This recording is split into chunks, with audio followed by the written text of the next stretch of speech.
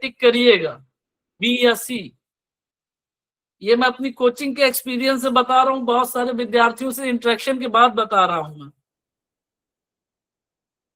अच्छा, एक बात है कि प्रश्नों की जब उत्तर दीजिए तो एक बात खुद ये देखिए ना कि अगर हम खुद बच्चे होते तो हम कैसा अपने टीचर से अपेक्षा करते। आज इतनी समझ तो है हमारे अंदर, और इस चीज को ध्यान में रख करके प्रश्नों के उत्तर दीजिएगा। अभी किसी ने प्रश्न किया, मैं नाम बता दूं तो देखिए, जिस पब्लिकेशन का नाम मैं यहां से बताऊंगा हो सकता है वो पब्लिकेशन की बुक आपके जनपद में उपलब्ध ना हो, तो आप लोग किसी कॉम्पिटिटिव सेंटर में जा करके वहां से परचेज करिए। अब राम कुमार जी, जूनियर लेवल की जहां तक बात है तो बाल मनोविज्ञान का जो पोर्शन मैं पढ़ा रहा हूँ यही प्राइमरी में है। बांदा में आप ले सकते हैं आर के भारती जी, अरविंद प्रकाशन की बुक है, सत्यम बुक डिपो में मैंने देखी है। यूथ की बुक भी अच्छी है, लेकिन अरविंद प्रकाशन की बुक में केवल आपको प्रश्नों का संकलन मिलेगा, और यूथ में तो डिटेल्ड आंसर्स भी हैं। हालांकि अरविंद में भी आंसर दिए हुए हैं, लेकिन प्रश्न पत्र अलग से लगे हैं। तो ये छोटी छोटी बातें हैं, इन पे थोड़ा सा काम करना शुरू कर दीजिए, थोड़ा प्रयास करना शुरू कर दीजिए। जूनियर की मैं बात कर रहा था, बाल मनोविज्ञान जो मैं यहाँ पढ़ा रहा हूँ वो प्राइमरी के लिए भी है और जूनियर के लिए भी है, उस पर आपको बिल्कुल तनाव नहीं लेना है। हिंदी और संस्कृत एकदम सेम है, वो सब प्राइमरी में है, वो सब जूनियर में है। ठीक है, केवल जूनियर में अंतर कहाँ पर आता है? अरिहंत भी अच्छा पब्लिकेशन है। जूनियर में अंतर कहाँ पर आता है? जो 60 अंक का मैथ साइंस या सोशल साइंस है, तो उस 60 अंक में भी 30 अंक की पेडागोजी आती है। बिल्कुल, मैं पेडागोजी पे डिस्कशन करूंगा। 60 अंक अभी उसके बारे में हम बात करेंगे आगे। तो 60 अंक की जो पेडागोजी आती है, सॉरी, 60 अंक में 30 अंक की पेडागोजी आती है और 30 अंक का सब्जेक्ट आता है। पेडागोजी के लिए आपको राष्ट्रीय पाठ्यचर्या की रूपरेखा का अध्याय 2 और अध्याय 3 पढ़ लेना चाहिए एक बार। राष्ट्रीय पाठ्यचर्या की रूपरेखा 2005 का पीडीएफ हिंदी में आप डाउनलोड कर सकते हैं। केवल इतना डाल करके गूगल पे राष्ट्रीय पाठ्यचर्या की रूपरेखा 2005, उसका पीडीएफ आपको मिल जाएगा। या नहीं डाउनलोड होगा तो मैं आज ग्रुप में शेयर कर दूंगा रात में। उसका अध्याय 2 और अध्याय 3 आपको पढ़ना है केवल, और तैयारी करिए। बाकी कहीं पर भी आपको लगे कि मुझसे आपको कोई सहायता मिल सकती है अपनी तैयारी के संदर्भ में, तो मैं पूरी तरह से आप लोगों के साथ हूं और प्रयास करूंगा कि कुछ अगर मेरी वजह से आपको हेल्प मिल सके तो बिल्कुल मैं करूंगा। लेकिन आप लोगों को भी आगे बढ़ करके प्रयास करना पड़ेगा, जो कि आप कर रहे हैं वो दिखाई पड़ता है। जहां चीजें ना समझ में आए वहां पर डिस्कशन कीजिए, क्रॉस क्वेश्चन कीजिए, आपस में डिस्कशन कीजिए, और ज्यादा से ज्यादा लोग सीटेट की परीक्षा में सफल होइए। और या जो भी आपका विभागीय स्तर पे अगर कोई ऐसी व्यवस्था हो उससे आगे जाइए और अपने लक्ष्य को प्राप्त करिए। मेरी शुभकामनाएं हैं आपको सभी को, और इसके लिए जितना हो सके उतना करिए। जहां मेरी आवश्यकता है मैं आपके साथ हूँ। और तो आगे हम कंटिन्यू करते हैं। जी धन्यवाद गायत्री जी। हम आगे कंटिन्यू करते हैं अपना टॉपिक, जो हम इंटेलिजेंस वाले चैप्टर पे डिस्कशन कर रहे थे। कल मैंने आपको बताया था इंटेलिजेंस की तमाम डेफिनेशंस के बारे में, तमाम परिभाषाएं मैंने आपको बताई थी इंटेलिजेंस की। उसके बाद हमने इंटेलिजेंस के मॉडल्स पे स्टडी करना शुरू किया था। मैंने आपको बताया था कि अल्फ्रेड बिने पहला व्यक्ति था, पहले मनोवैज्ञानिक थे, फ्रांस के थे, जिन्होंने बुद्धि का अध्ययन करना शुरू किया। पहला अल्फ्रेड बिने ने बुद्धि परीक्षण भी डेवलप किया था वर्ष 1905 में, और उसी को आधार बना करके स्टैनफोर्ड बिने परीक्षण डेवलप किया गया वर्ष 1916 में। हो सकता है आप लोग इन परीक्षणों को उपयोग भी करते हो अपने विद्यार्थियों के साथ। तो बुद्धि की जो सबसे पहला जो बुद्धि का मॉडल दिया वो अल्फ्रेड बिने ने ही दिया, और उस मॉडल को कहा जाता है एक खंड सिद्धांत, जिसके बारे में मैंने आपसे चर्चा की थी। एक खंड सिद्धांत क्या कहता है? एक खंड सिद्धांत कहता है कि बुद्धि एक अविभाज्य इकाई है, इंडिविजिबल यूनिट है। इस सिद्धांत को बाद में तुरंत खारिज कर दिया गया। उसके बाद चार्ल्स स्पियरमैन ने सिद्धांत दिया बुद्धि का द्विकारक सिद्धांत। चार्ल्स स्पीयरमैन ब्रिटिश मनोवैज्ञानिक थे, ब्रिटिश विचारक थे। तो चार्ल्स स्पीयरमैन ने जो द्विकारक सिद्धांत दिया, वो खुद अपने इस सिद्धांत से संतुष्ट नहीं थे, तो चार्ल्स स्पीयरमैन ने भी उस सिद्धांत को खारिज कर दिया और बुद्धि का एक त्रिकारक सिद्धांत दिया। बुद्धि के द्विकारक सिद्धांत में चार्ल्स स्पीयरमैन ने कहा कि बुद्धि की दो योग्यताएं होती हैं, दो कारक होते हैं, एक सामान्य कारक जो कॉमन सेंस है, दूसरा विशिष्ट कारक जो व्यक्ति अलग अलग क्षेत्रों में अलग अलग प्रतिभाओं को अर्जित करता है। उनकी व्याख्या स्पीयरमैन ने एस फैक्टर के रूप में की।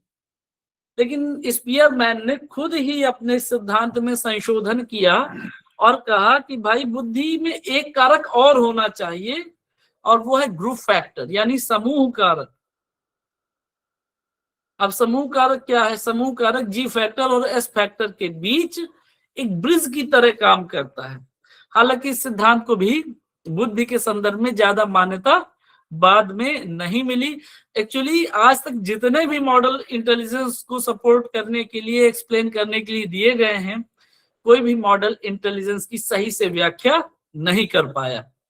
तो स्पीयरमैन का द्विकारक सिद्धांत था, स्पीयरमैन का त्रिकारक सिद्धांत था।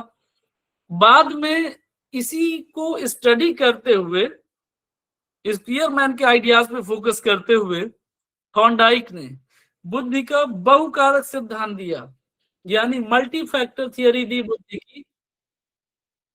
और उन्होंने कहा कि बुद्धि को भाई आप इस तरह से अलग अलग कारकों के रूप में नहीं बांट सकते हो, एक्सप्लेन नहीं किया जा सकता, क्योंकि कारक जैसी कोई चीज, फैक्टर जैसी कोई चीज इंटेलिजेंस में नहीं होती। उन्होंने बुद्धि की तुलना कैसे की है? बालू के ढेर से की है। उन्होंने कहा, थॉर्नडाइक ने, कि बुद्धि अलग अलग अनेक क्षमताओं का योग है। थॉर्नडाइक ने बुद्धि के 4 आयाम बताए, मैंने कल आपसे डिस्कस किए थे, स्तर, क्षेत्र, परास और गति या accuracy, level, area, range and speed. अच्छा, परीक्षाओं में ये प्रश्न बहुत आया है, आपकी स्लाइड में दिख रहा होगा, स्क्रीन पे दिख रहा होगा। थॉर्नडाइक ने बुद्धि के 3 प्रकार बताए, टीईटी में भी पूछा गया है, सीटीईटी में भी पूछा गया है। तो थॉर्नडाइक के अनुसार बुद्धि के 3 प्रकार कौन कौन से हैं? अमूर्त बुद्धि यानी एब्स्ट्रैक्ट इंटेलिजेंस, दूसरा यांत्रिक बुद्धि अर्थात मैकेनिकल इंटेलिजेंस, और तीसरा सामाजिक बुद्धि अर्थात सोशल इंटेलिजेंस। तो इनका अर्थ आपको पता है। अमूर्त बुद्धि क्या है? अप्रत्यक्ष चिंतन, कल्पनाशीलता, शब्दों, प्रतीकों, भाषाओं को जानने समझने की बुद्धि, ये हो गई अमूर्त बुद्धि। मशीनों और औजारों के साथ कार्य करने की क्षमता, हमारी यांत्रिक बुद्धि। शरीर के अंगों का किस प्रकार से प्रयोग करना है, ये यांत्रिक बुद्धि। और सामाजिक बुद्धि हमारे सोशल बिहेवियर को, हमारे सोशल रिप्रेजेंटेशन को डिफाइन करती है। तो ये प्रश्न कई बार आया है। थॉर्नडाइक के अनुसार बुद्धि के कितने प्रकार हैं? 3 प्रकार, अमूर्त बुद्धि, यांत्रिक बुद्धि और सामाजिक बुद्धि। प्रश्न किस प्रकार से पूछा जा सकता है? निम्नलिखित में से कौन सा एक बुद्धि का प्रकार नहीं है थॉर्नडाइक के अनुसार? अब आपको ऑप्शन दे दिए गए, अमूर्त बुद्धि, यांत्रिक बुद्धि, मूर्त बुद्धि और सामाजिक बुद्धि। तो सही उत्तर क्या होगा? सही उत्तर होगा मूर्त बुद्धि, क्योंकि मूर्त बुद्धि थॉर्नडाइक के अनुसार बुद्धि का प्रकार नहीं है।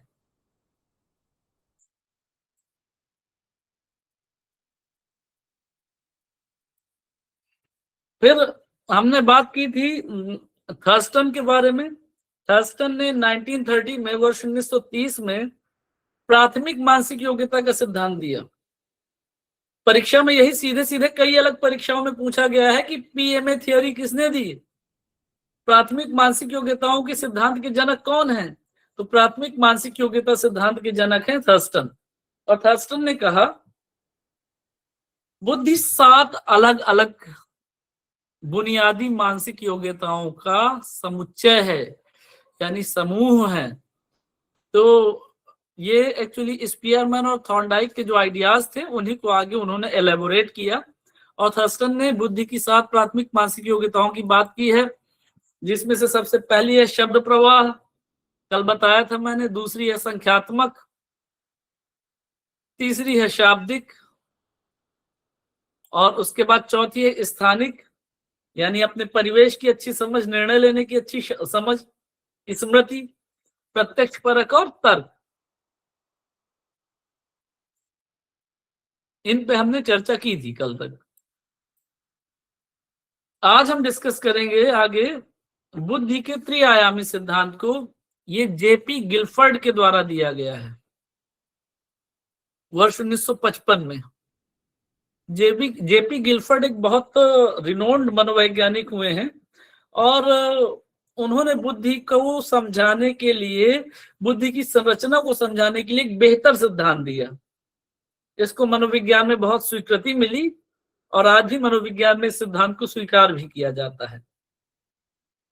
जेपी गिलफर्ड के सिद्धांत को बुद्धि का संरचना सिद्धांत यानी स्ट्रक्चर ऑफ इंटेलिजेंस थियरी, और स्ट्रक्चर ऑफ इंटेलिजेंस से बना एसआई, तो बुद्धि का एसआई मॉडल भी इसे कहते हैं। जेपी गिलफर्ड का जो सिद्धांत है वो बुद्धि का एसआई मॉडल कहलाता है। इसे बुद्धि का संरचना सिद्धांत भी कहा जाता है, त्रिआयामी सिद्धांत भी कहा जाता है, त्रिविमीय सिद्धांत भी कहा जाता है, थ्री डायमेंशनल थियरी भी कहा जाता है। क्यों? क्योंकि इन्होंने बुद्धि के 3 आयामों की, 3 विमाओं की बात की है जिन पर आगे हम चर्चा करेंगे।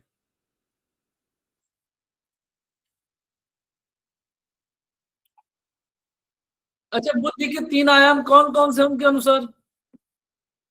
पहला आयाम है संक्रिया यानी ऑपरेशंस। ये जो आयाम है बुद्धि का, ये मानसिक प्रक्रियाओं यानी संज्ञानात्मक प्रक्रियाओं की ओर इशारा करता है। दूसरा आयाम है कंटेंट्स। कंटेंट्स यानी विषय वस्तु। ये आयाम बुद्धि के द्वारा सूचनाओं के प्रोसेसिंग यानी सूचनाओं की के संसाधन की ओर विचार व्यक्त करता है। और तीसरा आयाम है उत्पाद यानी प्रोडक्ट्स। प्रोडक्ट्स क्या है? बौद्धिक कार्यों का परिणाम। ये बौद्धिक कार्यों का परिणाम अर्थात उत्पाद ये बताता है कि ज्ञान की संरचना कैसे होती है इंटेलिजेंस के द्वारा। तो त्रिआयामी सिद्धांत यानी एसआई मॉडल में गिलफर्ड ने बुद्धि के 3 आयाम बताए हैं। पहला आयाम है संक्रिया, दूसरा आयाम है विषय वस्तु, तीसरा आयाम है उत्पाद। संक्रिया यानी ऑपरेशंस, विषय वस्तु यानी कंटेंट्स, उत्पाद यानी प्रोडक्ट्स।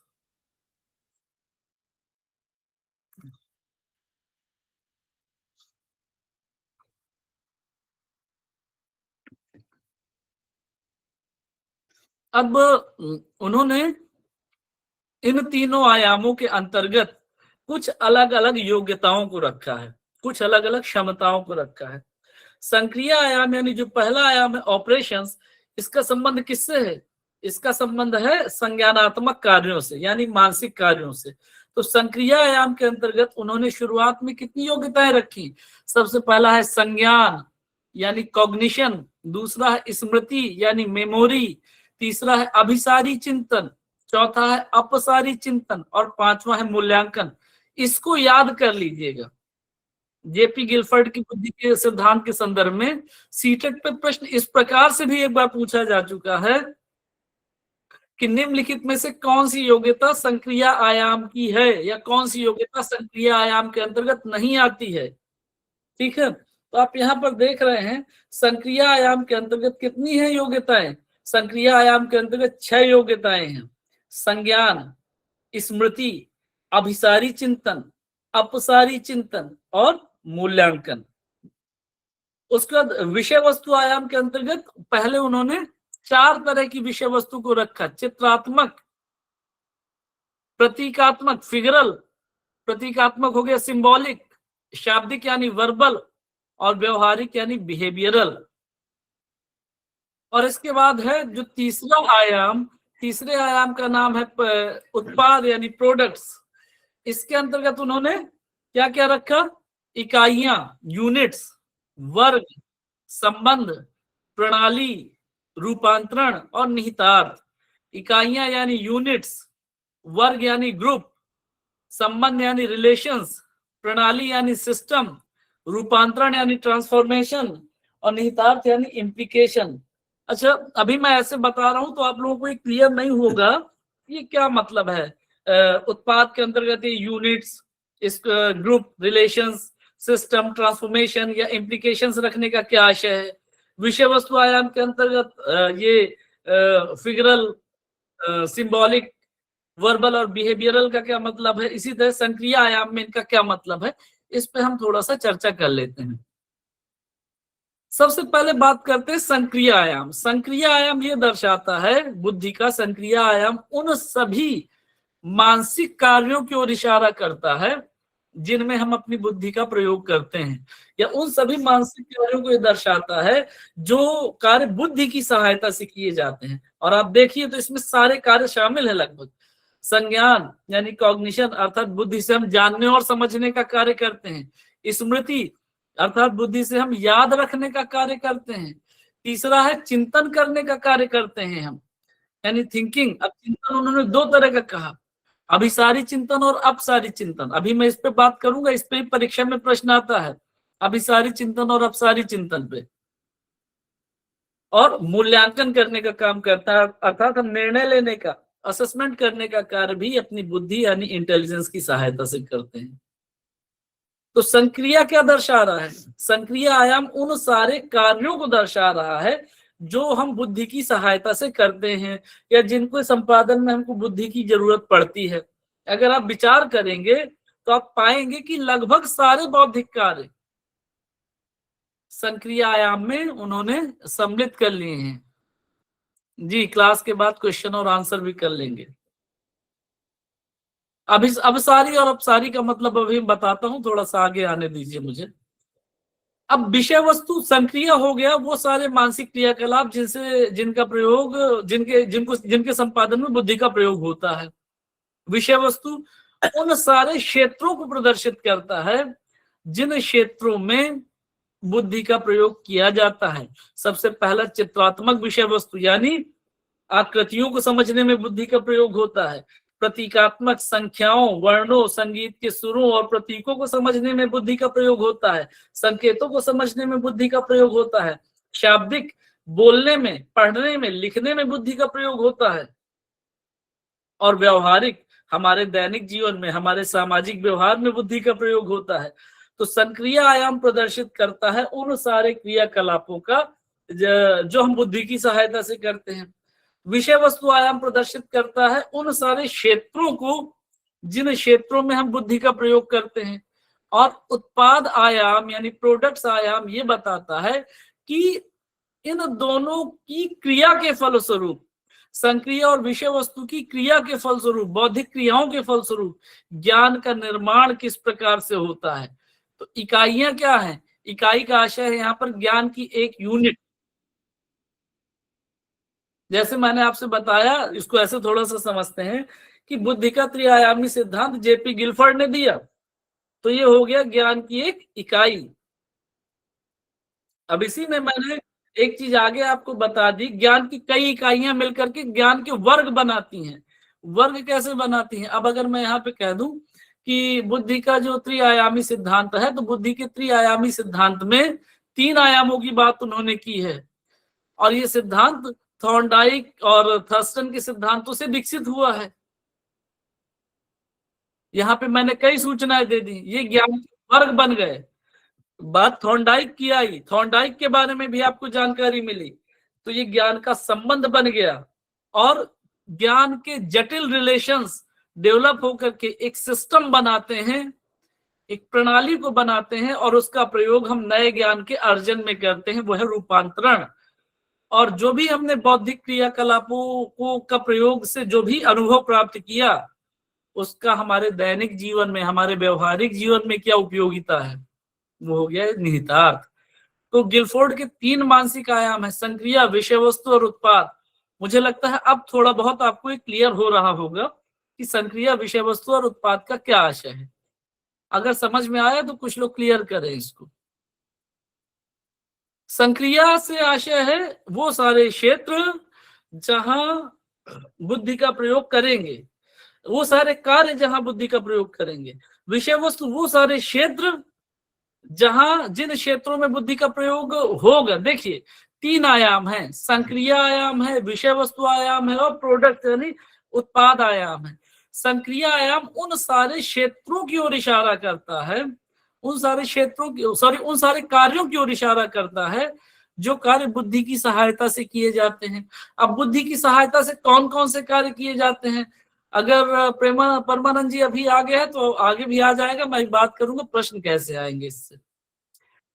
कौन कौन से कार्य किए जाते हैं? संज्ञान यानी जानने का कार्य किया जाता है, स्मृति अर्थात याद रखने का कार्य किया जाता है, चिंतन का कार्य किया जाता है। चिंतन के उन्होंने दो प्रकार बताए हैं, अभिसारी चिंतन और अपसारी चिंतन। इसके बारे में भी हम बात करेंगे अभी आगे। और मूल्यांकन यानी असेसमेंट करने में, निर्णय लेने में किया जाता है। किन किन क्षेत्रों में किया जाता है? बुद्धि का प्रयोग चित्रात्मक क्षेत्रों में किया जाता है, यानी आकृतियों और चित्रों को समझने में। प्रतीकात्मक क्षेत्र में किया जाता है, सिंबल्स को समझने में, भाषा के सिंबल्स हों, गणित के सिंबल्स हों या दूसरे तमाम प्रतीक हों। शाब्दिक यानी बोलने, लिखने और पढ़ने में किया जाता है। और व्यावहारिक अर्थात हमारे सामाजिक जीवन में किया जाता है। तो क्षेत्रों को प्रदर्शित कर रहा है। और उत्पाद ये प्रदर्शित करता है कि ज्ञान का निर्माण कैसे होता है। तो इसमें इकाइयां, वर्ग, संबंध, प्रणाली, रूपांतरण और निहितार्थ, इम्प्लीकेशंस, इतनी चीजें शामिल हैं। अब एसआई मॉडल में उन्होंने, ये मैंने इंग्लिश में लिख रखे हैं, आप देख सकते हैं यहाँ पे, ऑपरेशंस, कंटेंट्स और प्रोडक्ट्स, वही चीज है। अब मैं थोड़ा सा इस पे बात कर, उत्पाद को थोड़ा सा क्लियर कर दिए, उत्पाद वाला थोड़ा सा कंफ्यूजिंग है। अब मैं थोड़ा सा इस पे बात करता हूं कि ये दो शब्द बार बार आए, अभिसारी चिंतन और अपसारी चिंतन, है ना। तो अभिसारी और अपसारी का क्या अर्थ होगा? कोई अभिसारी और अपसारी का हिंदी में अर्थ बताइए, लिख करके उत्तर दीजिए। अभिसारी और अपसारी का हिंदी में अर्थ।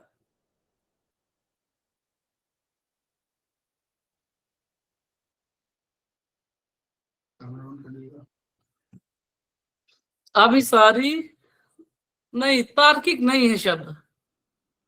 इसमें से एक शब्द का अर्थ होता है फैला हुआ और दूसरे का अर्थ होता है एक दिशा में केंद्रित। अब बताइए केंद्रित को क्या कहेंगे, जो एक दिशा में केंद्रित हो, और फैले हुए को क्या कहेंगे? चलिए, चिंतन के उन्होंने दो प्रकार बताए हैं। किसने बताए हैं? गिलफर्ड ने। ये प्रश्न भी परीक्षाओं में आया है। गिलफर्ड ने चिंतन को दो प्रकारों में वर्गीकृत किया है। पहला प्रकार है, अभी नहीं, दृष्टिगत शब्द भी इसका अर्थ नहीं है। पहला चिंतन है अभिसारी और दूसरा है अपसारी। ठीक है, तो अभिसारी का मतलब होता है एक दिशा की ओर केंद्रित। अभिसारी का अर्थ होता है एक दिशा की ओर केंद्रित। और अपसारी का अर्थ होता नहीं, सकारात्मक और नकारात्मक भी नहीं है। श्री चंद जी, सूर्य का पूर्व में निकलना, हाँ ठीक है, थोड़ा सा बातें हैं, बिल्कुल। धर्मेंद्र जी, सही है आपका उत्तर। अभिसारी नहीं, कॉनकेव और कॉन्वेक्स अलग चीज हो गई वो। रेखा जी, कॉनकेव और कॉन्वेक्स यहाँ पे नहीं है। अब थोड़ा सा समझिए इसको। अभिसारी चिंतन का मतलब होता है एक दिशा में केंद्रित, और अपसारी का मतलब होता है फैला हुआ, विस्तृत चिंतन। अभिसारी चिंतन एक दिशा में केंद्रित और अपसारी चिंतन फैला हुआ, चारों दिशाओं में फैला हुआ। तो जब आप समस्या के किसी एक सटीक समाधान की बात करें, जब हम समस्या के किसी एक सटीक समाधान की बात करें और एक निश्चित परिणाम तक पहुंच रहे हो जिस चिंतन के द्वारा, वो चिंतन होगा अभिसारी। बिल्कुल, open and and close and एकदम सही है। वो चिंतन होगा अभिसारी। और अपसारी क्या होगा? अपसारी चिंतन होगा ऐसा चिंतन जिसमें समस्या के अनेक समाधानों पर विचार हो रहा हो। जैसे सीटेट की परीक्षा कैसे पास की जाए, इस प्रश्न का जवाब पे, इस प्रश्न को लेकर के आपके मस्तिष्क में, हमारे मस्तिष्क में जो चिंतन हो रहा है वो कैसा चिंतन है? वो अपसारी चिंतन है। उसका कोई एक निश्चित सॉल्यूशन, एक निश्चित कंक्लूजन नहीं हो सकता। बहुदिश चिंतन है अपसारी चिंतन। और अभिसारी चिंतन एक दिशा की ओर केंद्रित चिंतन। आपसे मैंने पूछा राष्ट्रपिता किसे कहा जाता है हमारे देश में, तो सबका जवाब एकदम एक होगा, महात्मा गांधी को कहा जाता है। ये अभिसारी चिंतन का उदाहरण है। आपसे दूसरा प्रश्न किया जाए, गांधी जी का देश की आजादी में क्या योगदान है? इसके लिए अभी ओपन एंड क्वेश्चन हो गया, चारों तरफ फैल जाएंगे आपके आइडियाज। ये अपसारी चिंतन हो गया। अभिसारी चिंतन एक दिशा की ओर केंद्रित और अपसारी चिंतन चारों दिशाओं में फैला हुआ। आपसे मैं पूछूं, ईंट का क्या एक उपयोग है? आप बताओगे इमारत बनाना, अभिसारी चिंतन। ईंट के और कुछ उपयोग बताओ, तो आप बहुत सारे उसमें सोच सकते हो कि लड़ाई हो जाए तो सर फोड़ने के काम भी ईंट आ सकती है। ये कैसा हो गया? ये अपसारी चिंतन हो गया। अभिसारी चिंतन होता है एक दिशा की ओर केंद्रित, अपसारी चिंतन होता है चारों दिशाओं में फैला हुआ। तो दो ही तरह का चिंतन होता है। गिल्फर्ड ने इसको एनालाइज किया, तो गिल्फर्ड ने कहा कि चिंतन दो तरह का है, अभिसारी चिंतन और अपसारी चिंतन। तो परीक्षाओं में इस बात को लेकर के ही प्रश्न आ सकता है, चिंतन गिल्फर्ड के अनुसार चिंतन का एक रूप कौन सा है या एक रूप कौन सा नहीं है। अभिसारी चिंतन का उदाहरण पूछा जाए या अपसारी चिंतन का उदाहरण पूछा जाए, एक ही समय में अलग अलग दिशाओं में चिंतन कर रहे हैं। अपसारी एक समय में एक निश्चित सॉल्यूशन की ओर चिंतन कर रहे हैं, तो अभिसारी। अब उन्होंने क्या किया, एसआई मॉडल की तुलना उन्होंने एक क्यूब से की है। क्यूब यानी घन, बिल्कुल शंकर जी, किसी एक बिंदु पर आकर मिलना, अभिसारी। एक घन से की है उन्होंने।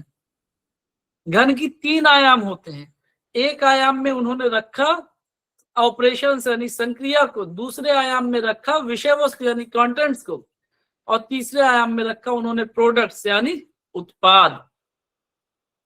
अच्छा, प्रारंभ में जब उन्होंने अपना मॉडल दिया था गिल्फर्ड ने, तो गिल्फर्ड ने अपने प्रारंभिक मॉडल में कुल 120 मानसिक योग्यताओं की पहचान की थी, क्योंकि प्रारंभिक मॉडल में उन्होंने evaluation, conversion production, diversion production, memory और कॉग्निशन, इनको 5 लिया, और फिर उसके बाद कंटेंट्स लिए उन्होंने 4, जो मैंने पीछे बताए, 5 चौको 20, 5 4 जा 20, और 6 उन्होंने प्रोडक्ट्स, तो 26 या 120, और इसके आधार पर उन्होंने 120 मानसिक योग्यताओं की सूची बनाई। लेकिन बाद में उन्होंने क्या किया कि जो मेमोरी वाला पार्ट था, मेमोरी को उन्होंने 2 भागों में बांटा, एक मेमोरी रिकॉर्डिंग और दूसरा मेमोरी रिटेंशन। मेमोरी रिकॉर्डिंग यानी चीजों को देख करके एकदम दिमाग में स्टोर कर लेना, रिकॉर्ड कर लेना, और मेमोरी रिटेंशन दिमाग में लंबे समय तक बनाए रखना।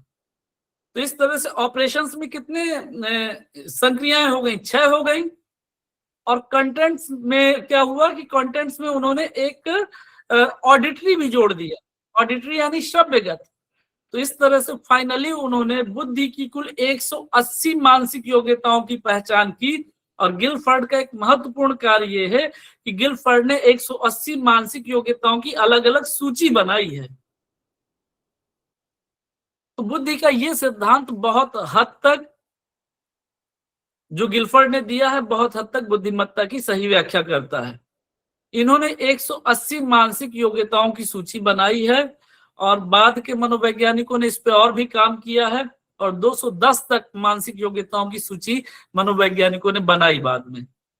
लेकिन गिल्फर्ड ने सबसे पहले इसमें 120 मानसिक योग्यताओं की सूची बनाई, और अल्टीमेटली संशोधन करते हुए उन्होंने 180 मानसिक योग्यताओं की सूची बनाई। ये गिल्फर्ड का एसआई मॉडल है। अब इसमें परीक्षा में प्रश्न कैसे आएगा? एसआई मॉडल किसे कहा जाता है? टीटी में आया हुआ प्रश्न है। उत्तर होगा एसआई मॉडल कहा जाता है त्रिआयाम बुद्धि के त्रिआयामी सिद्धांत को। बुद्धि का संरचना सिद्धांत कौन सा सिद्धांत है? बुद्धि का संरचना सिद्धांत है जेपी गिल्फर्ड के द्वारा दिया गया त्रिआयामी सिद्धांत। बुद्धि के त्रिआयामी सिद्धांत में कौन सा एक बुद्धि का आयाम नहीं है? तो 3 ऑप्शन उसमें होंगे, कंटेंट्स यानी विषय वस्तु, उत्पाद और संक्रिया। कोई एक ऑप्शन गलत होगा, आपको उसे ठीक करना है, चूज करना है। प्रश्न सीटेट की परीक्षा में जहां तक मुझे याद है, प्रश्न इस प्रकार से आया कि निम्नलिखित में से कौन सा एक संक्रिया आयाम में सम्मिलित नहीं है? तो संक्रिया आयाम में जो 4 ऑप्शंस में से 3 ऑप्शन ऐसे हैं जो संक्रिया आयाम में सम्मिलित हैं, चौथा ऑप्शन ऐसे होगा जो संक्रिया आयाम में नहीं होगा। जैसे प्रश्न आया कि कौन सा एक संक्रिया आयाम में सम्मिलित नहीं है, ऑप्शन दिया गया पहला मूल्यांकन, दूसरा दिया गया स्मृति, तीसरा दिया गया संज्ञान और चौथा दे दिया गया वर्ग। तो कौन सा सम्मिलित नहीं सक्रिय आयाम में? वर्ग सम्मिलित नहीं है। तो इस प्रकार के प्रश्न जेपी गिलफर्ड के एसआई मॉडल से आते हैं। ये बुद्धि का एक ऐसा मॉडल है जिसको आज भी मनोवैज्ञानिक स्वीकार करते हैं और ये बुद्धि की बहुत हद तक एक, चूंकि बुद्धि एक एब्स्ट्रैक्ट कॉन्सेप्ट है तो उस एब्स्ट्रैक्ट कॉन्सेप्ट को बहुत विजुअलाइज्ड तरीके से ये मॉडल उसको एक्सप्लेन करता है। तो गिलफर्ड के एसआई मॉडल पे इतनी बातें आपको याद रखनी है। तो बुद्धि के 3 आयाम हैं, वो मैंने आपको बता दिए। उनमें कौन कौन से पद शामिल हैं उन पे भी हमने चर्चा कर ली। अपसारी और अभिसारी चिंतन को लेकर के भी परीक्षाओं में प्रश्न आए हैं, उस पे भी हमने चर्चा कर ली।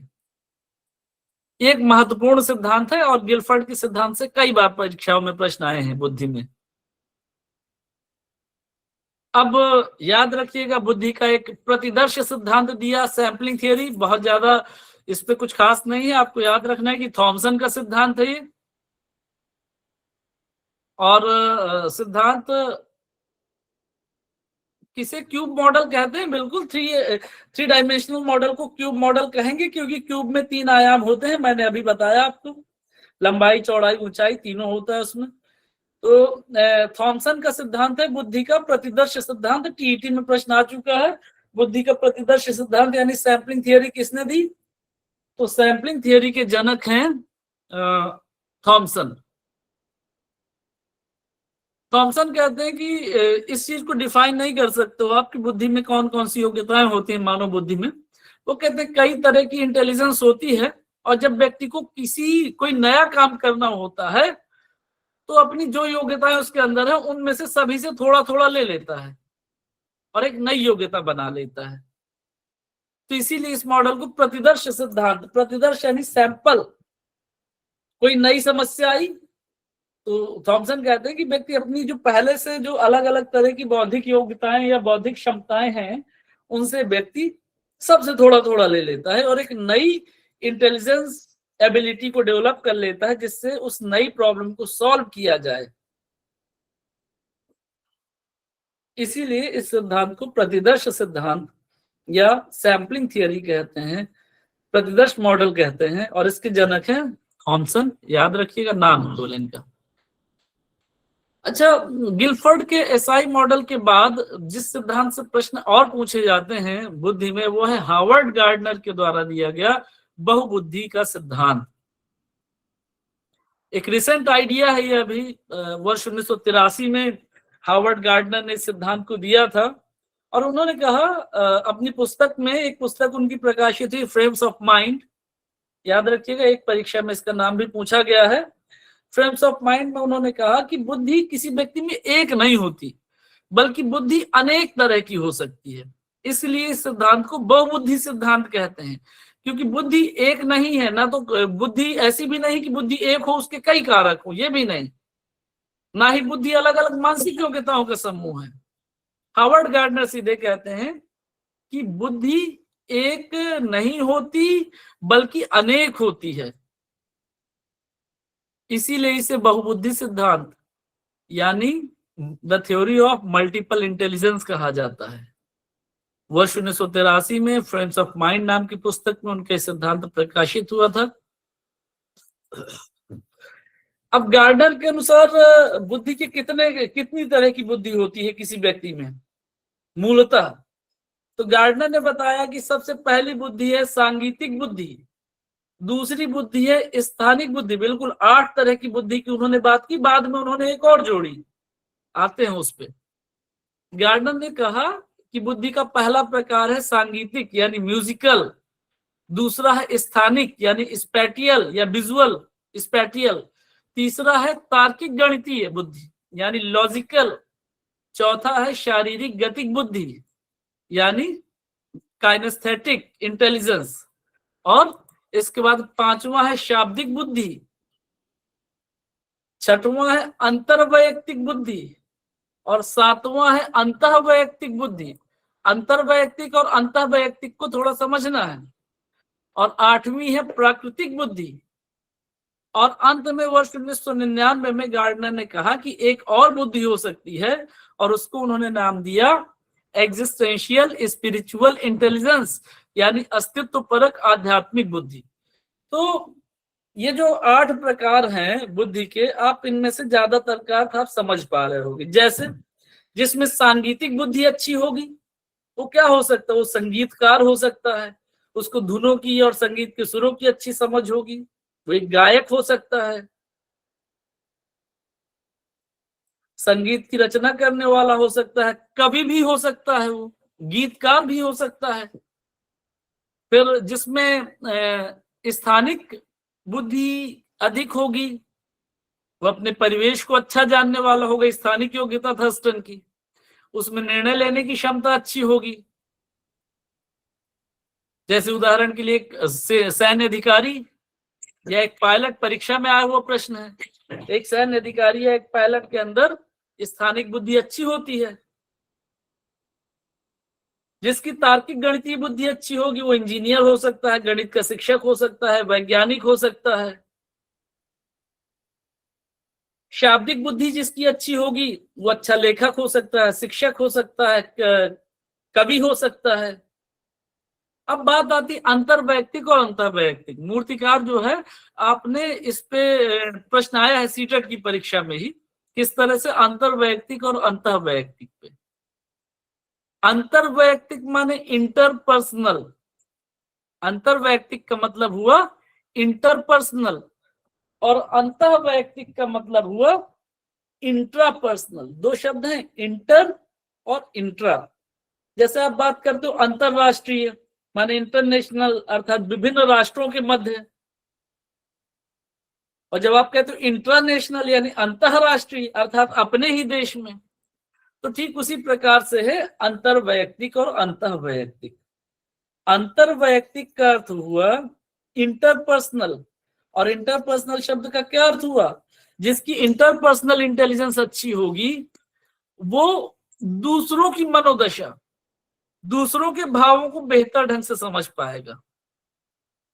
वो नेता होगा, समाज सेवक होगा, शिक्षक होगा, वो काउंसलर होगा।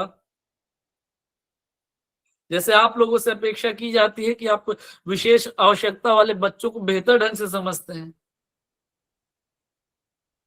तो विशेष आवश्यकता वाले व्यक्ति बच्चों को आप बेहतर ढंग से समझते हैं, तो आपके बारे में माना जा सकता है कि अंतर्वैयक्तिक बुद्धि आपकी अच्छी है।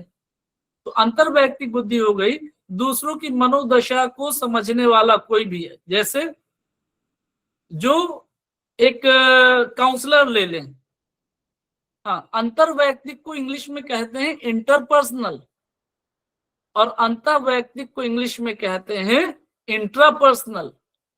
इंटरपर्सनल और इंट्रापर्सनल। एक काउंसलर की कौन सी बुद्धि अच्छी होगी, अंतर्वैयक्तिक बुद्धि अच्छी होगी। अब जिसकी अंतर्वैयक्तिक बुद्धि अच्छी होगी, तो अंतर्वैयक्तिक बुद्धि वाला व्यक्ति अपने आप को बेहतर जानता है, उसके अंदर सेल्फ असेसमेंट करने की योग्यता उसके अंदर बेहतर होती है। देखिए चौथा यहाँ पे एक शब्द था शारीरिक गतिक बुद्धि। तो शारीरिक गतिक बुद्धि का मतलब तो आप समझ पा रहे हैं कि शारीरिक गतिक बुद्धि से आशय है एक ऐसा व्यक्ति जिसका अपनी शरीर की क्रियाओं में अच्छा कंट्रोल हो। कोई खिलाड़ी हो सकता है, अच्छा ड्राइवर हो सकता है, राइडर हो सकता है ना, जिम्नास्ट हो सकता है, एक चिकित्सक हो सकता है जिसको शरीर की अच्छी समझ होती है, सर्कस पे करतब दिखाने वाला एक्रोबैट हो सकता है, एक नर्तक हो सकता है, डांसर। बिल्कुल, सांगीतिक बुद्धि, स्थानिक बुद्धि, तार्किक गणितीय बुद्धि और शारीरिक गतिक बुद्धि, धावक यानी खिलाड़ी हो सकता है। हम बात कर रहे थे अंतर्वैयक्तिक और अंतःवैयक्तिक की। अंतर्वैयक्तिक बुद्धि जिसकी अच्छी होती है वो दूसरों की मनोदशा को बेहतर समझता है। अंतःवैयक्तिक बुद्धि जो जिसकी अच्छी होती है, अंतःवैयक्तिक बुद्धि वाला व्यक्ति अपना मूल्यांकन बेहतर करता है। तो एक फिलोसफर हो सकता है, कवि हो सकता है, अपने में लीन रहने वाला चित्रकार हो सकता है, और वैज्ञानिक हो सकता है। अंतर्वैयक्तिक बुद्धि जिसकी अच्छी होगी और अंतर्वैयक्तिक बुद्धि कमजोर होगी, वो व्यक्ति ज्यादा सोशल नहीं होगा, ज्यादा लोगों से घुलेगा मिलेगा नहीं। अब जिसकी प्राकृतिक बुद्धि अच्छी होगी, भूगोलवेत्ता हो सकता है, किसान हो सकता है बेहतर, पक्षीविद हो सकता है, उसको प्रकृति की बेहतर समझ होती है, एक बायोलॉजिस्ट हो सकता है, बॉटनिस्ट हो सकता है। और अंत में वर्ष 1999 में गार्डनर ने कहा कि भाई बुद्धि का एक 9वां प्रकार भी हो सकता है, और उसको उन्होंने कहा अस्तित्व परक आध्यात्मिक बुद्धि, यानी एग्जिस्टेंशियल स्पिरिचुअल इंटेलिजेंस। जिस व्यक्ति की ये बुद्धि अच्छी होगी वो धर्म का ज्ञानी हो सकता है, धर्मविद हो सकता है, धर्मवेत्ता हो सकता है। ऐसा कोई व्यक्ति हो सकता है जिसकी स्पिरिचुअलिटी में बहुत ज्यादा रुचि हो, अध्यात्म में बहुत ज्यादा इंटरेस्ट हो। तो शुरुआत में गार्डनर ने कहा कि बुद्धि मूलतः 8 प्रकार की तो होती ही है। बाद में उन्होंने कहा कि एक 9वां प्रकार ही बुद्धि का होता है, और उसको उन्होंने अस्तित्व परक आध्यात्मिक बुद्धि का के रूप में स्वीकार किया। दार्शनिक भी हो सकता है जिसकी अस्तित्व परक आध्यात्मिक बुद्धि अच्छी होगी। तो ये गार्डनर का बहुबुद्धि सिद्धांत है। इसके बाद एक अन्य जो प्रमुख सिद्धांत है वो है रेमंड बर्नार्ड कैटल के द्वारा दिया गया। आरबी कैटल एक बहुत बड़े एजुकेशनिस्ट, वरदान जी जादूगर भी हो सकता है। जादूगर तो वो होगा जिसकी इंटरपर्सनल इंटेलिजेंस अच्छी हो, क्योंकि जादू क्या है, दूसरों की आंखों में पर्दा डाल देना, यानी ऐसा कार्य कर देना कि जो हम कर रहे हैं और सामने वाला देख नहीं पा रहा। खैर, जिसकी इंटरपर्सनल इंटेलिजेंस अच्छी होगी वो मैजिशियन भी हो सकता है, लेकिन स्पिरिचुअल इंटेलिजेंस जिसकी अच्छी है तो उसका मैजिक से कोई लेना देना नहीं है। तरल और ठोस बुद्धि का सिद्धांत दिया आरबी कैटल ने, रेमंड बर्नार्ड कैटल, इनका पूरा नाम है रेमंड बर्नार्ड कैटल। आपको जान करके आश्चर्य होगा 1100 से ज्यादा किताबें इनके लेखों और इनकी थियरीज और इनके आइडियाज पर लिखी गई हैं, इनके द्वारा खुद, और जो इनके लेक्चर्स का संकलन किया गया है, तो उनकी संख्या 1100 से ज्यादा है किताबों के रूप में। आरबी कैटल, हम लोग अपने पूरे जीवन में 4-6 किताबें ठीक से पढ़ नहीं पाते, और स्कॉलर्स ऐसे भी हैं जो 1100 किताबें लिख डाली हैं जिन्होंने। तो आरबी कैटल और जॉन हॉर्न ने मिलकर के वर्ष 1963 में तरल और ठोस बुद्धि का सिद्धांत दिया था। सीटेट पे प्रश्न इससे भी आए हैं, तरल और ठोस बुद्धि से भी। इसको इसीलिए कैटल हॉर्न थियरी भी कहा जाता है, क्योंकि इस सिद्धांत को 2 लोगों ने मिलकर दिया था। कौन कौन थे 2 लोग? आरबी कैटल और John horn. Dinesh ji, spiritual का मतलब होता है आध्यात्मिक। स्पिरिचुअल का अर्थ होता है आध्यात्मिक, अध्यात्म की ओर जिसका रुझान ज्यादा हो। तो तरल और ठोस बुद्धि को कैटल हॉर्न थियरी भी कहा जाता है, क्योंकि आरबी कैटल और उनके एक सहयोगी जॉन हॉर्न ने मिलकर के सिद्धांत दिया था। तो ब्रीफ में 2 बातें हमको याद रखनी है। उन्होंने कहा बुद्धि 2 प्रकार की होती है, पहली होती है तरल बुद्धि और दूसरी होती है ठोस बुद्धि। तरल बुद्धि को उन्होंने नाम दिया फ्लूइड इंटेलिजेंस, या लिक्विड इंटेलिजेंस भी हम कहीं कहीं कहते हैं। हालांकि कैटल ने उसको नाम दिया है फ्लूइड इंटेलिजेंस। फ्लूइड मींस तरल, जिसमें बहने की योग्यता हो, उसको हम तरल कहते हैं। और ठोस बुद्धि यानी क्रिस्टल, जो सॉलिड हो, ठोस हो, क्रिस्टल के रूप में हो। तो तरल बुद्धि के बारे में उन्होंने कहा कि तरल बुद्धि भैया जन्मजात होती है और वंशानुगत होती है, यानी तरल बुद्धि का ट्रांसफर एक पीढ़ी से दूसरी पीढ़ी को भी हो सकता है। तो ये जन्मजात की बात तो ठीक है, लेकिन वंशानुक्रम से प्रभावित होने वाली बात को बहुत सारे साइकोलॉजिस्ट क्रिटिसाइज करते हैं यहाँ पर। तो तरल बुद्धि और ठोस बुद्धि में क्या अंतर होता है कि तरल बुद्धि जन्मजात बुद्धि है, और जो जिसे हम कॉमन सेंस कहते हैं, कॉमन सेंस आप कहीं सीखते नहीं हो, अर्जित नहीं करते हो, एजुकेशन से नहीं आता कॉमन सेंस। निरक्षर व्यक्ति के पास भी अच्छा कॉमन सेंस हो सकता है। तो जिसे आप कॉमन सेंस कहते हो उसको कैटल ने तरल बुद्धि कहा है। तो तरल बुद्धि क्या है? जन्मजात है और नवीन परिस्थितियों में आप कैसे कार्य करोगे, तर्क करोगे, समस्याओं को कैसे सॉल्व करोगे, उस सब की जो एबिलिटी है वो तरल बुद्धि है। तरल बुद्धि के बारे में कैटल कहते हैं कि जैसे जैसे उम्र बढ़ती है वैसे वैसे ही घटती जाती है। यानी एक तरह से ये सीधे साधे शब्दों में कॉमन सेंस है। जो आप कहते हैं कि बुढ़ापा आने पे व्यक्ति सठिया जाता है, हम इस शब्द का प्रयोग करते हैं ना कई बार, तो अगर कैटल से कहा जाए तो कैटल कहेंगे भाई वो सठियाया नहीं है, अब उसकी तरल बुद्धि की क्षमता कम होती जा रही है। तो तरल बुद्धि यानी फ्लूइड इंटेलिजेंस जन्मजात है, वंशानुक्रम से प्रभावित होती है और उम्र बढ़ने के साथ साथ घटती जाती है। इसका अर्जन नहीं किया जाता, इसको ट्रांसफर भी नहीं किया जा सकता। मैं अपना फ्लूइड इंटेलिजेंस आपको नहीं दे सकता हूं, आप मुझे अपना फ्लूइड इंटेलिजेंस नहीं दे सकते हो, ये मेरी खुद की निजी चीज है ये। लेकिन जो ठोस बुद्धि है यानी क्रिस्टल इंटेलिजेंस है, क्रिस्टल इंटेलिजेंस जन्मजात नहीं है, इसको मैंने अर्जित किया है। जैसे सपोज कीजिए मैं मनोविज्ञान अगर यहाँ पढ़ा रहा हूं तो कैटल कहेंगे कि भाई जो मनोविज्ञान पढ़ाने की शिक्षा देने की ये जो बुद्धि तुम्हारे पास आई है ये तुम्हारी ठोस बुद्धि है, इसको तुमने अर्जित किया है, ये तुम्हारे पास जन्मजात नहीं थी। तो ठोस बुद्धि का संबंध होता है एजुकेशन से और जीवन के अनुभवों से।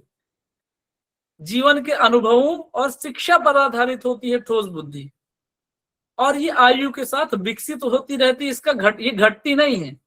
जैसे लगातार मैं जितने साल तक और मनोविज्ञान पढ़ाता रहूंगा तो होगा क्या, होगा ये कि ये और डेवलप होता जाएगा, क्योंकि ये मैंने अर्जित की है। मैं बूढ़ा हो जाऊंगा, मेरा कॉमन सेंस गड़बड़ हो जाएगा, लेकिन फिर भी मुझे पियाजे हो सकता है याद रहेंगे, क्योंकि मैं उस समय तक अगर पढ़ाता रहा। तो ये ठोस बुद्धि है। अब इसको आप ऐसे समझिए, जैसे एक इंजीनियर है, तो एक इंजीनियर ने जो इंजीनियरिंग की पढ़ाई प्राप्त की, एक इंजीनियर ने इंजीनियरिंग की पढ़ाई प्राप्त की और शिक्षा प्राप्त की, वो ठोस बुद्धि है।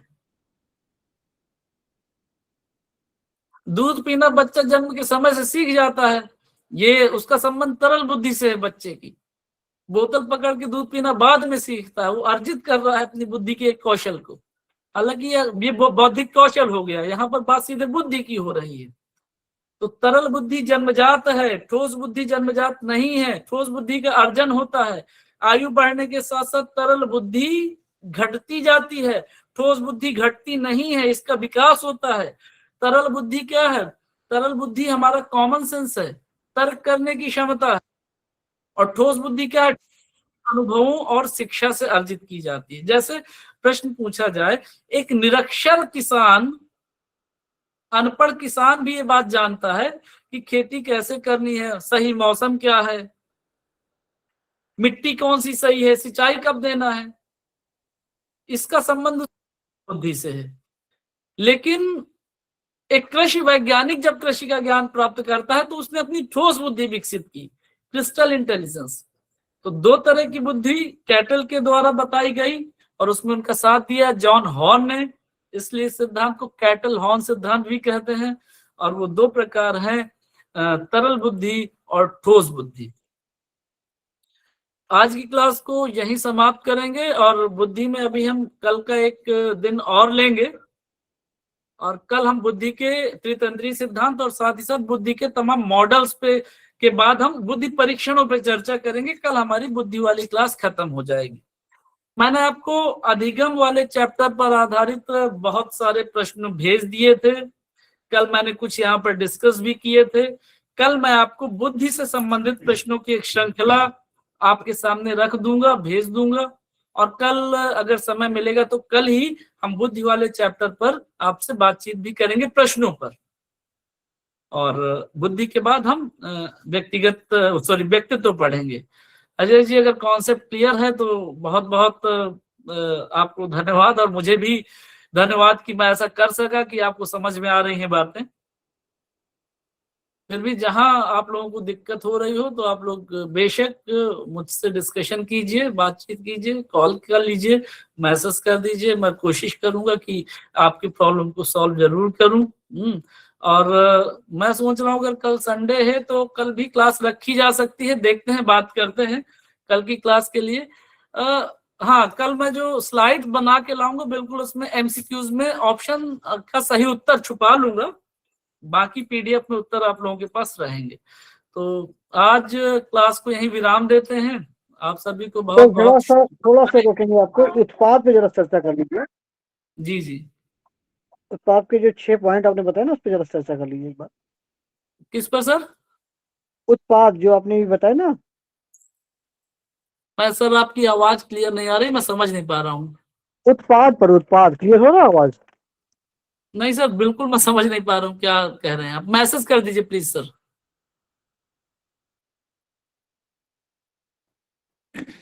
Sorry sir, disturb for you. जी जी। अभी जो अभी आपने जो समझाया था उसी में एक लास्ट में था अच्छा, उत्पाद उत्पाद, उसको हाँ उससे बोल रहे हैं। उत्पाद उत्पाद, जी जी जी।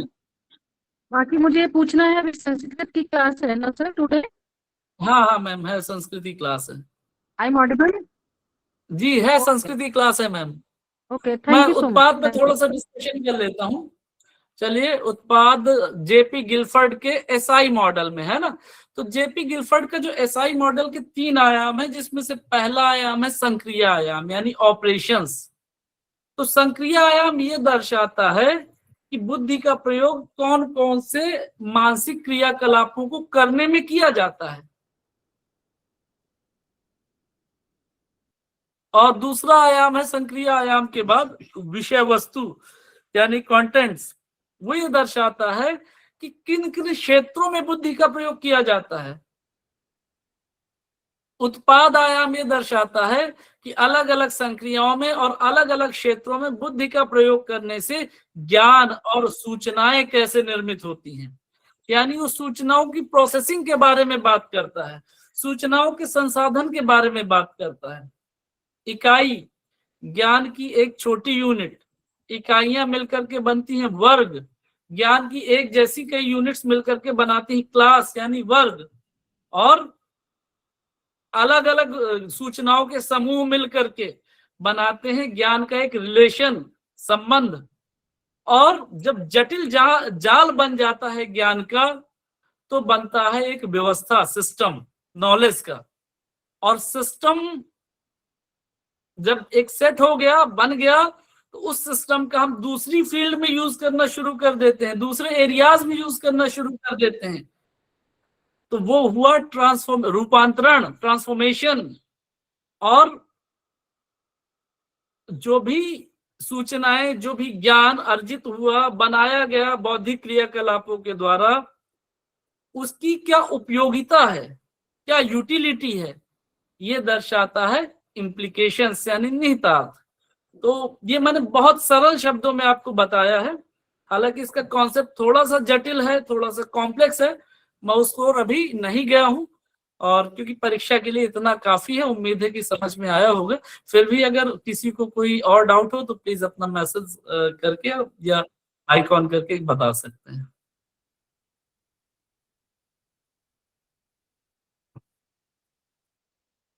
तो आज की क्लास को यहीं समाप्त करते हैं।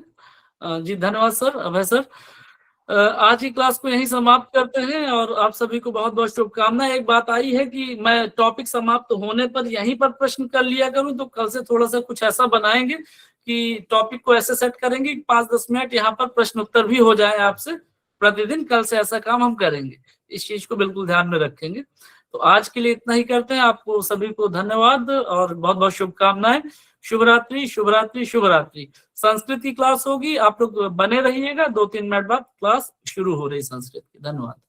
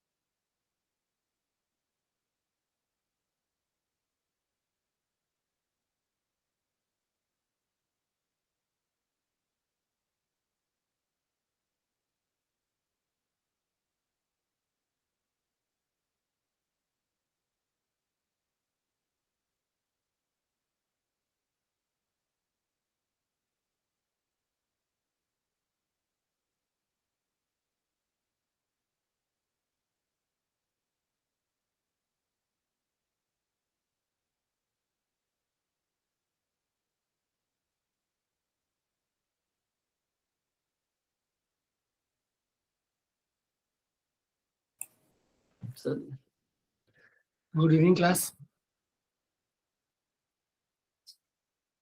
आज Good evening, असल में sir. थोड़ा सा हम लोग ग्रामर देख लेते हैं। बहुत आवाज आ रही है सभी को? तो Yes, आ ग्रामर रही का है थोड़ा सर सा देख आपकी। लेते हैं। ग्रामर का पोर्शन देख लेते हैं, स्टार्टिंग एकदम जहां से वर्ण वगैरह चर्चा करते हैं, ध्वनि वर्ण कहाँ से आए। तो सबसे पहला टॉपिक अगर देखा जाए तो महेश्वर सूत्र का है। महेश्वर सूत्र को एक तरह से बोल सकते हैं ध्वनि, पूरा ध्वनि विज्ञान है कि ध्वनियां कैसे आई। जैसे कोई भी ध्वनि, जैसे क्लैपिंग कर रहे हैं हम, इसमें भी कुछ ना कुछ वर्ण है ना। नमस्ते भैया। इसमें भी कोई ना, जैसे क्लैपिंग की आवाज आ रही है आप लोग को, इसमें भी देखेंगे तो कुछ ना कुछ आवाज है। मैं बोल रहा हूँ तो इसमें बहुत सारे छोटे छोटे कई सारे वर्ण मिल करके शब्द बना रहे हैं, और शब्द मिल करके वाक्य बन रहे हैं, और जो मुंह से निकल रहा है ध्वनि है। और ध्वनि कभी भी नष्ट नहीं हो सकती। ध्वनि को ये कहा गया है, ध्वनि को ही हम लोग बोलते हैं अक्षर, अक्षर को ही बोलते हैं वर्ण, वर्ण का ही पर्यायवाची है शिव, शिव के पर्यायवाची ब्रह्मा। ये सब एक दूसरे को पर्यायवाची है। शिव, अनासवान, ब्रह्मा, अक्षर, वर्ण सब एक दूसरे के पर्यायवाची है। वजह क्या है कि ये ध्वनियां कभी नष्ट नहीं होती हैं। शिव भी एक तरह से ये मान लेते हैं कि शिव कभी नश्वर नहीं है, शिव हमेशा बने रहेंगे। ब्रह्म मतलब हमेशा जो साक्ष रहेंगे। अक्षर मतलब जिसका क्षरण भी नहीं होगा, जिसका क्षरण भी नहीं होगा वो अक्षर है। क्षरण एक साइंस की प्रक्रिया, आप लोग जानते होंगे, धीरे धीरे जैसे लोहे पे जंग लगना, धीरे धीरे कोई भी वस्तु नष्ट होती रहती है समय के साथ साथ, उसे हम बोलते हैं क्षरण। और अक्षर हो गया तो आ माने नहीं, और क्षर मीन्स क्षरण, जिसका क्षरण भी ना हो, मतलब समय कितना भी बीत जाए जो चीज कभी नष्ट नहीं होगी वो क्या कहलाएगी? अक्षर। इसी से बोलते हैं हम लोग वर्ण। तो चाहे जो भी कह लीजिए, सब एक दूसरे के पर्यायवाची हैं पूर्णतया। हुआ क्या कि एक स्लाइड में आपको शो करता हूँ पहले तो। हाँ, भगवान शिव जो है एक बार नृत्य की अवस्था में नृत्य कर रहे थे, जिन्हें बोलते हैं तांडव कर रहे थे शिव। तो एक संस्कृत में एक श्लोक आता है, महर्षि पाणिनि ने उल्लेखित किया है। श्लोक क्या है? नृत्तावसाने नटराज राजो अनादि रक्षम नौपंच वारम। ये महर्षि पाणिनि ने स्वयं से रचित किया है कि नृत्य के अवसर में, मतलब तांडव करते समय भगवान शिव ने ढक्कम मीन्स होता है डमरू, ननाद मतलब बजाया। कितनी बार? 9 और 5, 9 और 5 कितना हुआ? 9 और 5 हुआ टोटल 14। तो 14 बार भगवान शिव ने डमरू को अपने बजाया। और जो डमरू था, तो डमरू हर बार एक अलग अलग तरीके से बजाया, तो उस डमरू से हर बार एक अलग अलग तरीके की आवाज सुनाई दी। अब जैसे अब डमरू से अलग अलग तरीके की आवाज कैसे सुनाई दी? जैसे एक बार डमरू बजाया तो पहली बार जो आवाज निकल के आती है, अब इसी डमरू की आवाज आगे देखिए, इसमें यही मेंशन है, ननाद ढक्कम नौपंच वारम, मतलब डमरू को 9 और 5 14 बार बजाया। महर्षि पाणिनि को माना जाता है कि जब डमरू को महादेव ने बजाया तो महर्षि पाणिनि ने सर्वप्रथम डमरू की आवाज को सुना, और डमरू की आवाज में जो वर्ण निकल रहे थे उन्हीं वर्णों को व्यवस्थित क्रम में रखा, और उन्हीं वर्णों को जब व्यवस्थित क्रम में रखा तो उन्होंने 14 महेश्वर सूत्रों की रचना की। और ये काम उन्होंने लगभग ईसा के जन्म से 500 साल पूर्व किया। ईसा से 500 साल पहले महर्षि पाणिनि ने सर्वप्रथम महादेव के डमरू से जो आवाज सुनी, उनको व्यवस्थित क्रम में रख करके वर्णों की उत्पत्ति संस्कृत भाषा में की। अच्छा, हिंदी को जो कहा जाता है कि हिंदी भाषा की जो जननी है वो संस्कृत भाषा है। हिंदी भाषा में जितने भी वर्ण आए हैं वो सारे के सारे संस्कृत भाषा से ही निकल करके आए हैं। तो महादेव ने जो डमरू बजाया उसमें जो पहली ध्वनि थी, पहला तरीका आया, तो महर्षि पाणिनि ने सुना कि इसे अयोण की तरीके से बजाया, अयोण है ना। दूसरी जो बजाया उन्होंने डमरू, तो उससे आवाज आई रिलिक, डमरू है ना। पहला डमरू अयोण की आवाज, दूसरा रिलिक की आवाज के साथ, तीसरा अयोंग, चौथा अयोच, पांचवा हैवरत, फिर लण, फिर मंगलम। इस तरीके से महादेव लगातार 14 बार डमरू बजाया। तो इन जब डमरू की आवाज को सुना गया तो डमरू की आवाज से अलग अलग तरीके से, डमरू की आवाजों से सूत्रों की रचना हुई, और ये 14 सूत्र लगातार निकल करके आए। तो इसमें हुआ क्या, जो पहला सूत्र है अयोण वाला, अयोण में क्या है कि जो जितने भी हमारे स्वर हैं वो सारे के सारे स्वर आपके पहला, दूसरा और तीसरा और चौथा, 4 सूत्र जो स्टार्टिंग के हैं, अयोण, रिलक, अयोण और अयोच, इसी से हमारे स्वरों की रचना हो गई। अच्छा, हिंदी में जब हम लोग पढ़ते हैं तो हिंदी भाषा में स्वरों की संख्या बताई जाती है 11, लेकिन संस्कृत भाषा में स्वरों की संख्या हो जाती है 9, और एक सॉल्ट फॉर्म चलता है कि अच स्वरा, अच जो है वो स्वर है। अब लेकिन यहाँ पे बात आई कि अच क्या है, तो अच के लिए हमें दोबारा से महेश सूत्र में हम लोग चलते हैं, थोड़ा सा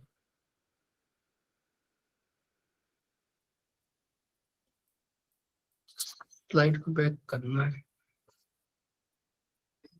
ये है ना, कहाँ पे थे? इसे महेश सूत्र आ जाए ये वाला, ये इस तरह। धन्यवाद, धन्यवाद सर। असल में कंप्यूटर में मेरे साथ थोड़ा प्रॉब्लम है तो वो हो जाता है। आयोन में क्या है कि जो पहला सूत्र है, तो पहला सूत्र है आपका आयोन, तो इसमें जो है जो पहली बार डमरू बजा तो आयोन की तरीके से, दूसरा रिलक, तीसरा आयोंग, फिर आयोच। तो अंत में देख रहे होंगे सभी वर्णों के अंत में हलंत लगा हुआ है। हलंत से क्या होता है, उस वर्ण को आधी ध्वनि पड़ी जाती है, वो उसकी पूरी ध्वनि नहीं पड़ी जाती। जैसे हमने बोला अहम, तो आ लिख दिया, हा लिख दिया, और माँ को हलंत लगा के लिख दिया। ये अगर हमें हलंत लगा के नहीं लिखना है तो आ लिख दिया, हा लिख दिया, हा के ऊपर बिंदी लगा दिया, तो ये जो साउंड हुआ आधे अक्षर का, इसे हलंत लगा के लिख दिया जाता है। तो हम देख रहे हैं कि जितने भी वर्ण हैं महेसा सूत्रों में लिखे हुए हैं, आखिरी वर्ण, उन सभी के अंत में हलंत लगा हुआ है। हलंत का मतलब है कि ये वर्ण सभी आधे रूप से, आधे तरीके से उच्चारित किए जाएंगे, और इनको बहुत कम समय में बोला जाएगा। तो पहले सूत्र को हम जो बोलेंगे अयोन, रिलिक, अयोंग, अयोच, इस तरीके से हम पढ़ते जाएंगे। अब जितने भी आखिरी वर्ण हैं इनको हम लोग प्रत्याहार बनाने भर के लिए यूज करते हैं। प्रत्याहार क्या है, प्रश्न यहीं से उठेगा, प्रश्न प्रत्याहार क्या है। जैसे हमसे कहा जाए कि ABCD सुनाइए आप, तो आप सुनाएंगे ABCDEF पूरा पढ़ेंगे, लेकिन मैं आपसे शॉर्ट फॉर्म में क्या कहूंगा कि A to Z, तो इसका मतलब हुआ ABCD इसी के अंदर समाहित है पूरी। A to Z बोल दिया गया तो ABCD जितने भी अक्षर बीच में बोले गए वो सारे के सारे A से Z के बीच में समाहित हैं। तो प्रत्याहार का यही मतलब है, किसी बड़े फॉर्म को, वर्णों की ज्यादा संख्या को शॉर्ट फॉर्म में लिख देना प्रत्याहार कहलाता है, मोटा मोटा, है ना। क्योंकि अब इसे जी 14 सूत्रों को मैं भी पढ़ता हूँ आगे, पढ़ दूं, चलिए पढ़े दे रहा हूं। पहला सूत्र है अयोन, दूसरा रिलिक, तीसरा अयोंग, चौथा अयोच, पांचवा है बरट, छठवां लण, सातवां है यमंगनम, आठवां झबई, नौवां है घड़दस, 10वां सूत्र है जबगढ़दस, 11वां सूत्र है खफ छटत चटतव, 12वां है कपय, 13वां सूत्र है शशर, और 14वां सूत्र है हल। अब इसमें हुआ क्या, जो अंतिम वर्ण है वो इत संज्ञक माना गया है। इत संज्ञक का मतलब है इसको हमें काउंट नहीं करना है। जितने आगे आगे के हैं जिनमें हलंत नहीं लगा है, हमें केवल उन्हीं वर्णों को हमें लेकर के चलना है। तो पहले जो बनेंगे, तो जैसे पहले वाले सूत्र में कौन से वर्ण आप काउंट होंगे, छोटा आ, छोटी ई और छोटा ऊ। दूसरे वाले में आपको जो वर्ण काउंट होंगे वो ऋषि, री और ली, ये दो वर्ण दूसरे सूत्र में। तीसरे में ए और ओ, अंत के जिसमें भी हलंत लगा हुआ है उनको हम काउंट नहीं करेंगे, वो इस संज्ञक माने जाते हैं, और इस संज्ञक वर्णों को काउंट नहीं किया जा सकता। जितने शेष सभी जिनमें हलंत नहीं लगा है उन सभी को वर्णमाला में काउंट किया जाएगा। तो जो हमसे, जैसे हमसे कहा जाता है कि स्वर बताइए, तो आप कहते हैं ए, इंग्लिश में अगर पूछता है कोई वॉवेल्स क्या है तो आप बताते हैं A-E-I-O-U, यही बताते हैं ना। या आप कर दीजिए ए से यू तक के जो है वर्ण 5, वो आपके स्वर हैं। अब हिंदी में जब आपसे पूछा जाता है कि भैया स्वर क्या है, तो आप बताते हैं छोटा, बड़ा, छोटी, बड़ी, छोटा ऊ, बड़ा ऊ, ऋषि, है ना, ए, आई, ओ और औ, ये हो गए आपके हिंदी के 11 स्वर। लेकिन जब यही चीज आपसे संस्कृत में पूछी जाती है, तो संस्कृत बहुत वैज्ञानिक भाषा है, उससे ज्यादा विज्ञान किसी का नहीं है। उसने कहा हमें ऐसे बताना ही नहीं है, उनने कहा कि स्वर क्या है, तो उनने सीधे कहा अच स्वरा। अब अच क्या है, अब आप देखिए सूत्र पहले में लिखा हुआ है आ, और चौथे नंबर का जो सूत्र है अयोन, रिलक, अयोच, अयोंग, और चौथा सूत्र है अयोच। ये 4 सूत्र हमें लेने हैं। तो आ से लेकर के अंतिम वर्ण हम क्या देख रहे हैं चौथे सूत्र का, 4। तो अंतिम चौथे सूत्र का जो अंतिम वर्ण है वो चा है। तो आ से लेकर के चा तक के जितने भी वर्ण है वो सब क्या है? स्वर। संस्कृत ने स्वरों की परिभाषा क्या दी? हम कहते कि वो स्वर कहता है, तो स्वर कहते तो आप बताते छोटा बड़ा, छोटी बड़ी, छोटा ऊ बड़ा ऊ, ऋषि, ए आय ओ औ, इतने सबसे बचने के लिए संस्कृत ने सीधे कहा अच स्वर। स्वर हो गया क्या? अच। अब अच क्या है? अच का मतलब हम काउंट कर लेते हैं, छोटा। अब पहले से चलते हैं, छोटा जितने भी वर्ण हैं हम उन सबको काउंट कर देंगे तो हमारा स्वर यहाँ पे क्लियर हो जाएगा। अब पहले वाले में जिनमें हलंत नहीं लगा उन्हीं को लेना है, हलंत लगा है उनको हमें नहीं लेना है। तो पहला है आ, दूसरा ई, तीसरा उ, दूसरे सूत्र में ऋषि और ली। तो ये हो गए 5, और इसके बाद ए और औ, और इसके बाद आय और औ। तो 3 पहले सूत्र से निकल के आए, 2 दूसरे सूत्र से, और 2 तीसरे सूत्र से, और 2 चौथे सूत्र से। टोटल 3, 2 5, 2 7 और 2 9। तो इस तरह से हमारे जो टोटल स्वरों की संख्या बनी, कितनी बनी? 9। तो संस्कृत में जो हमें बताना चाहिए था, कैसे बताते हम हिंदी में? छोटा बड़ा, छोटी बड़ी, इस तरीके से बताते। लेकिन संस्कृत में सबको खत्म करते हुए सीधे कहा स्वर क्या है? तो उन्होंने कहा अच स्वरा, कि जो अच है वो सारे के सारे स्वर है। अब आपसे कोई स्वर पूछता है तो चाहे आप सीधे कह दीजिए अच स्वरा, कि आ से लेकर चा तक के जितने वर्ण हैं वो स्वर है, या फिर आप ऐसे बता दीजिए आ ई उ री ली ए औ आय और आओ, ये आपके स्वर हैं।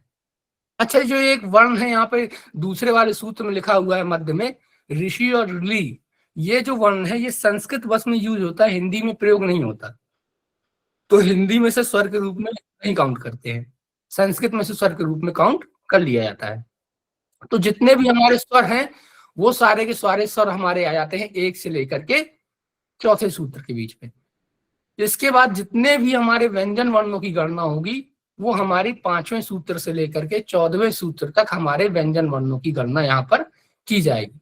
तो 5वां सूत्र है हैवरट से चलेंगे। अब आपसे, आप लोगों ने शायद सुना हो, मैं नहीं कहता आप लोगों ने पढ़ा होगा, लेकिन सुना जरूर होगा कि जब हम लोग स्वर संधि पढ़ते हैं तो हम लोग बोलते हैं अच संधि, है ना? स्वर संधि को बोलते हैं अच संधि, और जो व्यंजन संधि होती है उसे हम लोग बोलते हैं हल संधि। सुना है शायद आप लोगों ने? भैया स्लाइड नहीं सो रही क्या? हो रही स्लाइड जी। तो अच स्वरा, अच स्वरा मतलब यह है कि जितने भी स्वर हैं वो सारे के सारे आपके 4 सूत्रों में समाहित हैं। तो जब हमसे कोई पूछता है कि अगर स्वर संधि का एक नाम और अगर संस्कृत में पढ़ा हो शायद आप लोगों ने, तो पढ़ा होगा अच। स्वर संधि का दूसरा नाम है अच संधि। इसी तरह से जो व्यंजन संधि होती है उसको संस्कृत में बोलते हैं हल संधि। सुना है शायद आप लोगों ने हल संधि। हा से लेकर के ला तक के जितने ही वर्ण हैं, आखिरी सूत्र, इसमें 14वां सूत्र जो है वो हल है ना? 14वां सूत्र जो है ये हल आता है लास्ट में। 14वें सूत्र में देखिए, 14वें सूत्र में जो ला आया है यही आपका हल है। तो 5वें सूत्र से लेकर के 14वें सूत्र तक के जितने भी वर्ण हैं वो सारे के सारे आपके व्यंजन वर्ण हैं। तो इन्हीं जो व्यंजनों के बीच में संधि होगी उसे बोलते हैं हल।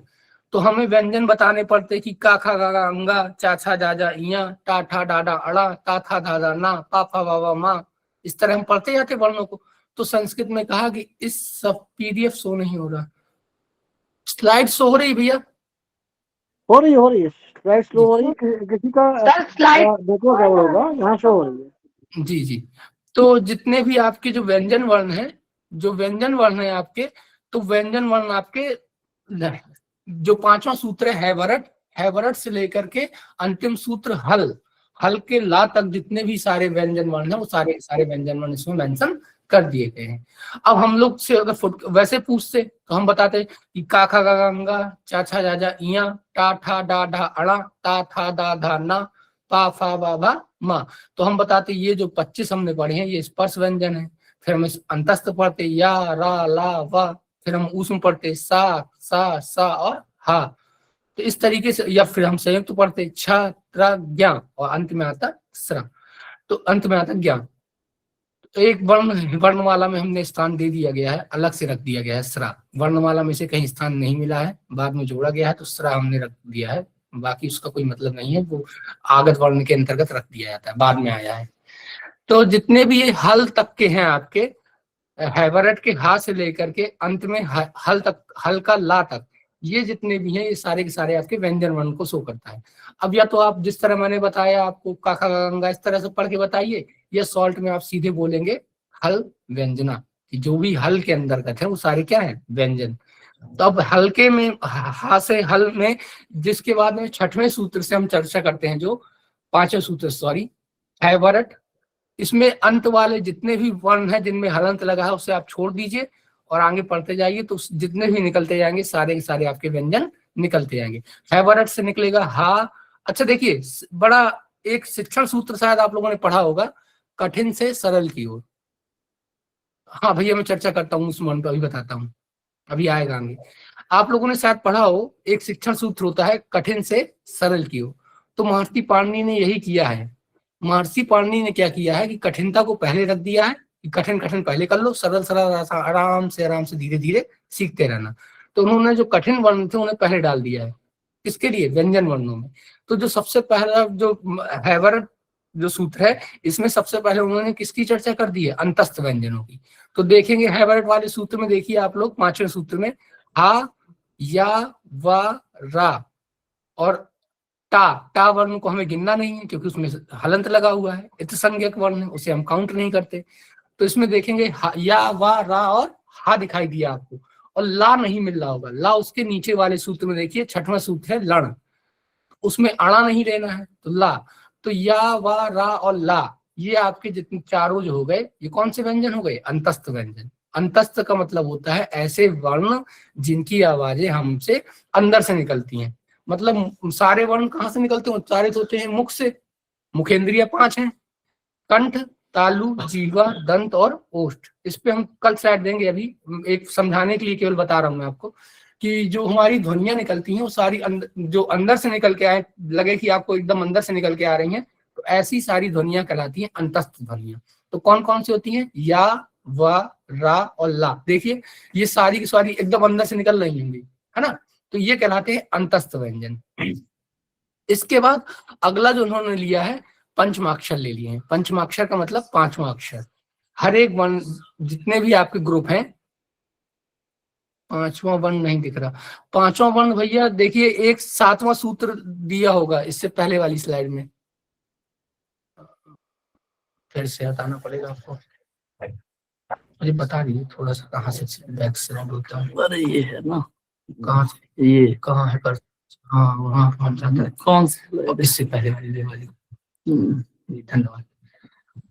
जो 5वां सूत्र है इसे देखिए, इसमें लिखा है यमंगर्णम, इया, मा, अंगा, अणा, ना और मा। ये जो 5 हैं, ये आपके पांचों के पांचों जो हैं, ये पांचों के पांचों आपके पंचमाक्षर हैं। मतलब हर एक वर्ण का देखिए, का, खा, गा, गा, अंगा, चा, छा, जा, झा, इया, टा, ठा, डा, ढा, अड़ा, ता, था, दा, धा, ना और पा, फा, वा, बा, मा। हर एक का जो 5वां है, चाहे वो अंगा हो, चाहे वो इया हो, चाहे वो अड़ा हो, चाहे मा हो और चाहे ना हो, ये जितने सारे के सारे हैं ये आपके पंचमाक्षर कहलाते हैं। तो जो 7वां सूत्र है, 7वां नंबर, ये सारा का सारा कौन सा बताता है, वो पंचमाक्षर को शो करता है, हर एक वर्ण के 5वें अक्षर को, जिनकी ध्वनि नाक से बोली जाती है, जिनके उच्चारण नाक से होते हैं। इन्हें नासिक के वर्ण भी बोलते हैं, नाक से उच्चारण होने के कारण नाक को नासिक के बोलते हैं संस्कृत में, तो इन्हें नासिक के वर्ण भी हम लोग बोल देते हैं, पंचमाक्षर। ठीक, अगला है आपका झभई, और देख रहे हैं आप लोग एक जमंगलम के बाद झभई और घड़दस। झभई और घड़दस में क्या है कि आप लोग देखेंगे कि इसमें आपको 5वें के बाद कौन सा आया, चौथा। तो जो चौथे सूत्र है, चौथे वर्ण है, वो आपके 2 में मिल जाएंगे, 8वें और 9वें में। उसमें कौन कौन से मिलेंगे, झभई मिलेगा और घड़दस मिलेगा। झा है वर्ण, भा, घा, अणा और धा, ये आप सारे के सारे देखिए चौथे वर्ण है। देखिए चा, छा, जा और झा, पा, फा, बा और भा, का, खा, गा और घा, चौथे हैं सारे। टा, ठा, डा और ढा, और ता, था, दा और धा, सारे सभी के सभी चौथे वर्ण हैं हर एक वर्ण के। तो चौथे वर्ण की चर्चा की गई है 8वें और 9वें सूत्र में। अब 10वां सूत्र क्या कह रहा है, 10वें सूत्र में चर्चा की गई है तीसरे वर्ण की। तीसरा 10वां सूत्र कौन सा है? जब गण 10। तो जब गण 10 में देखिए सारे के सारे तीसरे वर्ण है। चा छा जा तीसरा वर्ण, ठीक। बा, पा फा और बा तीसरा वर्ण। का खा और गा तीसरा वर्ण। टा ठा डा तीसरा वर्ण। ता था दा तीसरा वर्ण। और जो श्रा वर्ण है वो प्रत्याहार बनाने के लिए है, इत संज्ञक वर्ण है, उसे हमें काउंट नहीं करना है। तो 5 वर्ग और 5 वर्ग के तीसरे वर्ण हमने चर्चा कर ली कि सूत्र के अंतर्गत 10वें सूत्र में आपके तीसरा वर्ण रख दिए गए हैं। अब 11वें और 12वें सूत्र में देखिए, जो 11वां सूत्र है वो लिखा है खफ छटत चटताओ, और 12वां सूत्र लिखा हुआ है का और कपय। 12वां सूत्र लिखा हुआ है कपय, का पा और या। तो जितने भी पहला और दूसरा वर्ण जो है वो आपके 11वें और 12वें सूत्र में रख दिए गए हैं। तो 11वें सूत्र में खफ छटत चटताओ और 12वें सूत्र में कपय। तो देखिए का पा और चा टा और ता ये पहले वर्ण हो गए, और इसके पहले जो 5 दिए गए हैं खा फा छा और ठा और था, ये आपके दूसरे वर्ण है। तो ये दूसरा और पहला वर्ण की चर्चा कर ली गई है 11वें और 12वें सूत्र में। 13वां सूत्र आपका ऊष्म व्यंजन का आ गया। ऊष्म मतलब आपको पता ही है, ऊष्म का मतलब होता है गर्म। अब इसे ऊष्म वर्ण का नाम क्यों दिया गया है? ऊष्म का मतलब है कि इनके उच्चारण में देखिए, मुंह पे आगे हाथ लगाएंगे तो इनको बोलेंगे शा शा शा और हा। तो इनके उच्चारण में देखेंगे मुंह से ऐसा लगेगा जैसे थोड़ा सा नॉर्मल वर्णों की अपेक्षा थोड़ा सा गर्म सांसें निकल रही हैं, सा शा शा, है ना। तो इस वजह से सा शा शा और हा जो है ये ऊष्म वर्ण हो जाते हैं, शा शा शा और हा। तो ऊष्म वर्ण हो गए आपके सस्सर में। और लास्ट बचता है हल। तो हल में हा और ला, अंत में जो हा है ये आपका ऊष्म वर्ण के अंतर्गत जोड़ लेते हैं। सा जो है सॉरी रा जो है, सस्सर का रा जो आता है वो आपका इत संज्ञक वर्ण है, तो उसे हमें काउंट नहीं करना है।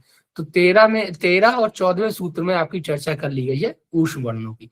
तो इस तरीके से पूरे महेश्वर सूत्र में आप देखेंगे कि सारे के सारे जो हम पढ़ रहे थे, क्या स्पर्श व्यंजन। स्पर्श व्यंजन का मतलब होता है कि ऐसे वर्ण जो किसी न किसी के स्पर्श से निकले। स्पर्श का मतलब है छूते हुए निकले। तो ऐसे वर्ण क्या कहलाते हैं? स्पर्श व्यंजन। अब क्या छूते हुए निकले? 5 मुखेंद्रियां हैं, कंठ, तालु, जिह्वा, दंत और ओष्ठ। इनकी स्लाइड हम कल दे देंगे आपको। कंठ, तालु, जिह्वा, दंत और ओष्ठ, ये आपकी मुखेंद्रियां हैं 5। अब आप देखिए जितने भी वर्ण बोल रहे हैं किसी ना किसी का उच्चारण में आके आ रहा है। आप बोलिए क कहां से बोला जा रहा है? कंठ से। ख कंठ से। का खा गा घा और अंगा, इन सबके उच्चारण आपके कंठ से हो रहे हैं, ठीक। फिर चा छा जा झा इया, इनके उच्चारण हो रहे हैं तालु से। फिर टा ठा डा ढा, तालु मतलब होता है जो अंगूठा है ना, अगर आप मुंह के अंदर डाल के ऊपर की ओर धक्का देंगे, पुश करेंगे, तो जिस भी चीज में अंगूठा टकरा जाए आपका, तो वो आपका तालु कहलाता है। तो सॉरी चा छा जा झा इया, ये आपके हो गए तालु से उच्चारित। फिर आए टा ठा डा ढा अणा, ये किससे बोले जाते हैं? ये बोले जाते हैं जीभ से। इन्हें बोलते हैं मूर्धन्य, मूर्धा। तो जीभ से उच्चारण होने वाले वर्ण है टा ठा डा ढा अणा। देखिए जीभ अपने आप से लिपट सी रही होगी, मुड़ रही होगी, अगर जीभ के बिना इनका उच्चारण संभव ही नहीं है। टा ठा डा ढा अणा। अगला आता है ता था दा धा ना। तो देखेंगे जीभ जो है बार बार दांतों में हिट कर रही है, और जैसे कोई कोई जिसके दांत नहीं होते हैं तो देखेंगे वो जब ता था दादा वाली लाइन बोलेगा तो हवा निकल जाएगी और उसके उच्चारण क्लियर नहीं हो पाएंगे, है ना। तो वजह केवल इतना है कि जीभ जो है दांत से जाके टकराती है, और जब दांत ही नहीं होंगे तो हवा निकल जाएगी, वर्ण का उच्चारण नहीं होगा। तो ता था दाधा ना, ये आपके कहाँ से बोले जाएंगे? ये आपके दंत वर्ण है, दंत से, दांत से बोले जाएंगे। ता था दादा ना। और अंत आता है पा फा बाभा मा। पाफा बाबा माँ, बिना ओंठ के, हाँ जी, दांत से दंत वर्ण जी। अंत आता है कौन सा? पाफा बाभा माँ। ये किससे बोले जा रहे हैं? पाफा बाभा माँ, ओंठ से ओंठ टकरा रहा है, तो ये पाफा बाभा माँ वाली लाइन जो है ये कौन सी वर्ण ये कहलाते हैं? ओंठ से उच्चारित होने वाले ओष्ठ वर्ण, ठीक। तो इस तरीके से ये हम देख रहे हैं का से लेकर के माँ तक के जितने वर्ण हैं वो सब किसी न किसी के स्पर्श से निकल रहे हैं, इसलिए इन्हें बोल देते हैं स्पर्श व्यंजन। दूसरा है अंतस्थ, बता ही दिया था अंदर से आवाजें निकलती हैं। स्पर्श, अंतस्थ और ऊष्म, ऊष्म मतलब गर्म हवाएं निकलेंगी। फिर आता है संयुक्त। संयुक्त वर्ण होता है किसी न किसी दो व्यंजनों के मेल से जो बोले जाएंगे वो संयुक्त है। आप देख रहे हैं हर एक वर्ण किसी न किसी से मिलकर के बनता है। जैसे हम बोलते हैं का, तो इसमें आपको दिखाई दे रहा हो का और प्लस में आ रहा है का के साथ में ध्वनि समाहित है आ की, तो का और आ मिलकर के बोल रहे हैं हम का। खा, का और सॉरी खा और आ मिलकर के खा। सारी की सारी ध्वनियों में हम देख रहे हैं, क्योंकि व्यंजन की परिभाषा ही क्या होती है कि जिनके उच्चारण बिना स्वरों के ना हो सके तो क्या कहलाते हैं, व्यंजन। मतलब अगर व्यंजन का उच्चारण करेंगे तो उसमें स्वर की ध्वनि अवश्य रूप से समाहित रहेगी। स्वरों की सहायता के बिना व्यंजन के उच्चारण नहीं किए जा सकते। जो भी व्यंजन आप बोलेंगे उसमें स्वर समाहित अवश्य रहेगा। खा, खा धन आ, गा, गा धन आ।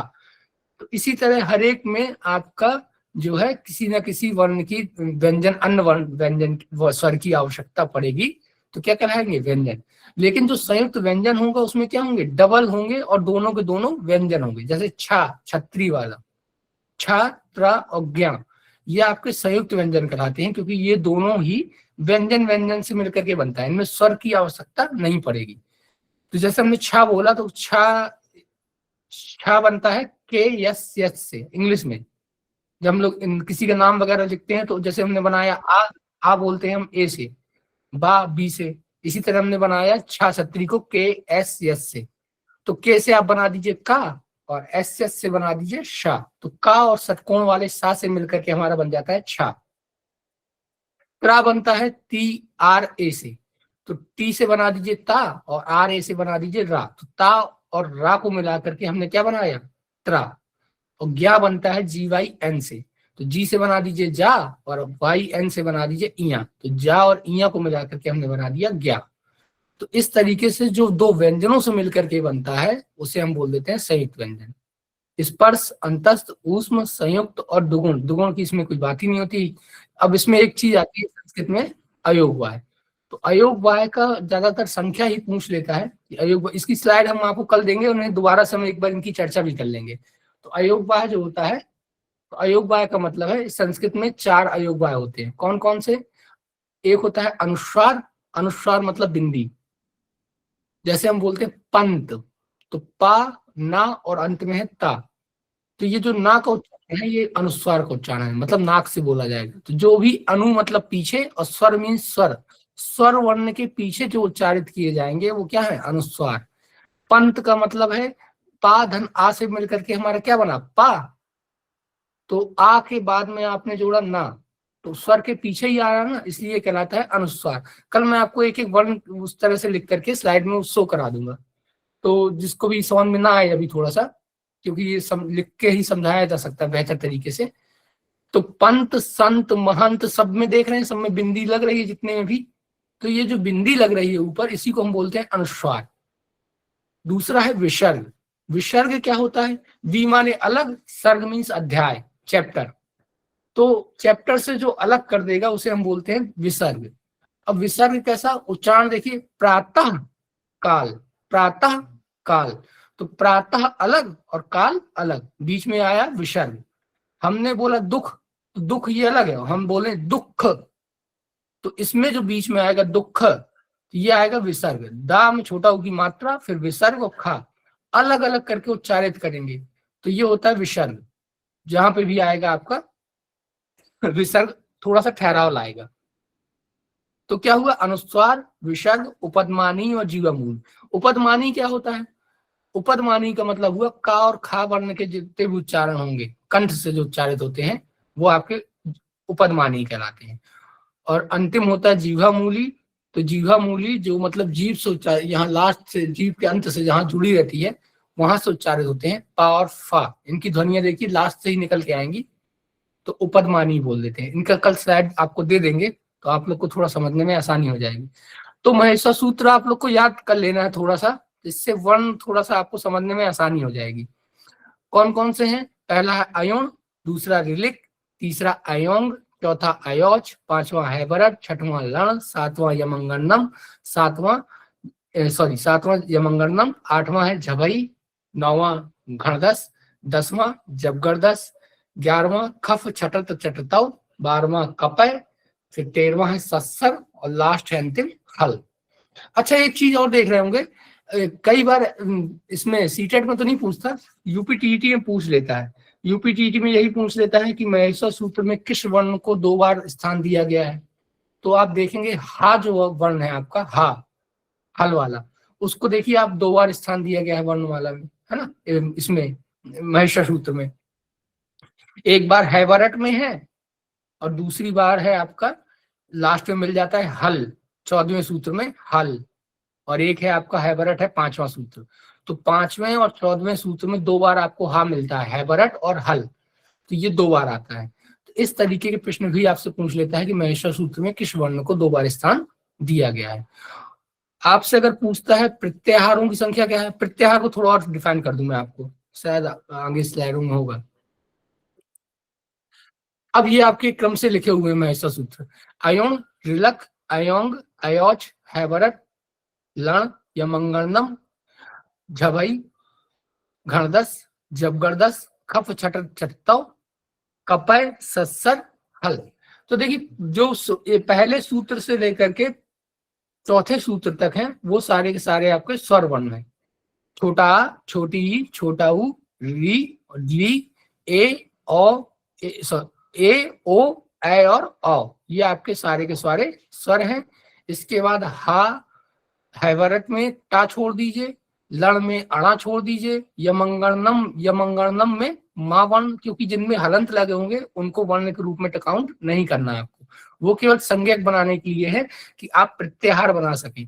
जब आपको पूरा पूरा पढ़ने पड़ेंगे तो बार बार परेशान होंगे, तो संस्कृत में आसान करने के लिए उन्होंने प्रत्याहार कर दिए हैं कि जब आपसे पूछे कोई तो आप शॉर्ट में बता दीजिए। जैसे आपसे कोई पूछे कि भैया तीसरे वर्णों को किस प्रत्याहार के अंतर्गत रखा गया है, तो तीसरे वर्ण आप देखिए किस प्रत्याहार में, थोड़ा सा आंसर देंगे आप लोग। तीसरे जो वर्ण है हर एक वर्ग के, का खा गा, फिर टा ठा डा, फिर ता था दा, तो ये तीसरा वर्ण जो भी आ रहे हैं तो देखिए किसी सूत्र में आपको दिखाई दे रहे हैं, सूत्र में किसी में 10वें सूत्र में रखे हुए हैं, जब गण 10, जा भी है तीसरा, बा भी है तीसरा, गा भी है तीसरा, अणा भी है तीसरा, डा भी है तीसरा और दा भी है तीसरा। तो ये जितने भी तीसरे वर्ण दिखाई दे रहे हैं 10वें सूत्र में जी, तो ये तीसरे वर्ण अगर आपसे मैं पूछूं कि भैया किस सूत्र में है, तो आप कहेंगे सर जब गण 10 में है। और इससे पूरा पढ़ने से बचना है तो आप क्या करेंगे, सर जस प्रत्याहार के अंतर्गत है, जा से लेकर के सा तक के जितने ही वर्ण है उनमें आपके तीसरे वर्ण की चर्चा की गई है। तो देखिए जा से लेकर सा तक में आ गया, जा, बा, गा, ड़, द, स, तो ये सारे के सारे हमने शॉर्ट में बोल दिया जस। क्लियर है, थोड़ा थोड़ा हो रहा है।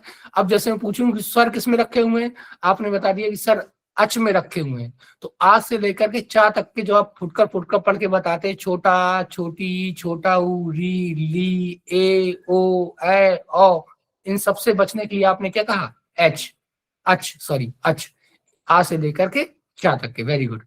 अब आपसे कहा जाए कि व्यंजन वर्णों की चर्चा किसमें की गई है, किस प्रत्याहार के अंतर्गत, तो आप व्यंजन में आ जाइए, हा 5वें से शुरू हो गया है, हा से लेकर के ला तक अंत के, तो हल प्रत्याहार के अंतर्गत सारे के सारे व्यंजनों को हमने समेट दिया है। तो इस तरीके से जो भी आपसे, अब जैसे आपसे कहा जाता है कि आप लोगों ने एक संधि पढ़ी होगी, यण संधि, है ना, तो यण संधि में क्या है, वही है प्रत्याहार ही है, या से लेकर अणा तक। तो देखिए या कहीं दिखाई दे रहा है किसी सूत्र में, तो या आपको दिखाई दे रहा होगा शायद 5वें सूत्र में, देख पा रहे हैं, यण, है ना, यण संधि नाम सुना है, तो या से लेकर कहां तक जाना है, अणा तक। तो 5वां और 6वें सूत्र में हमें, 5वें सूत्र में मिल गया या, और 6वें सूत्र में क्या मिल गया, अणा, है ना। तो 5 और 6 हम दोनों समेट लें तो या से लेकर के अणा तक के जितने वर्ण हैं वो सब क्या हो जाएंगे, यण संधि।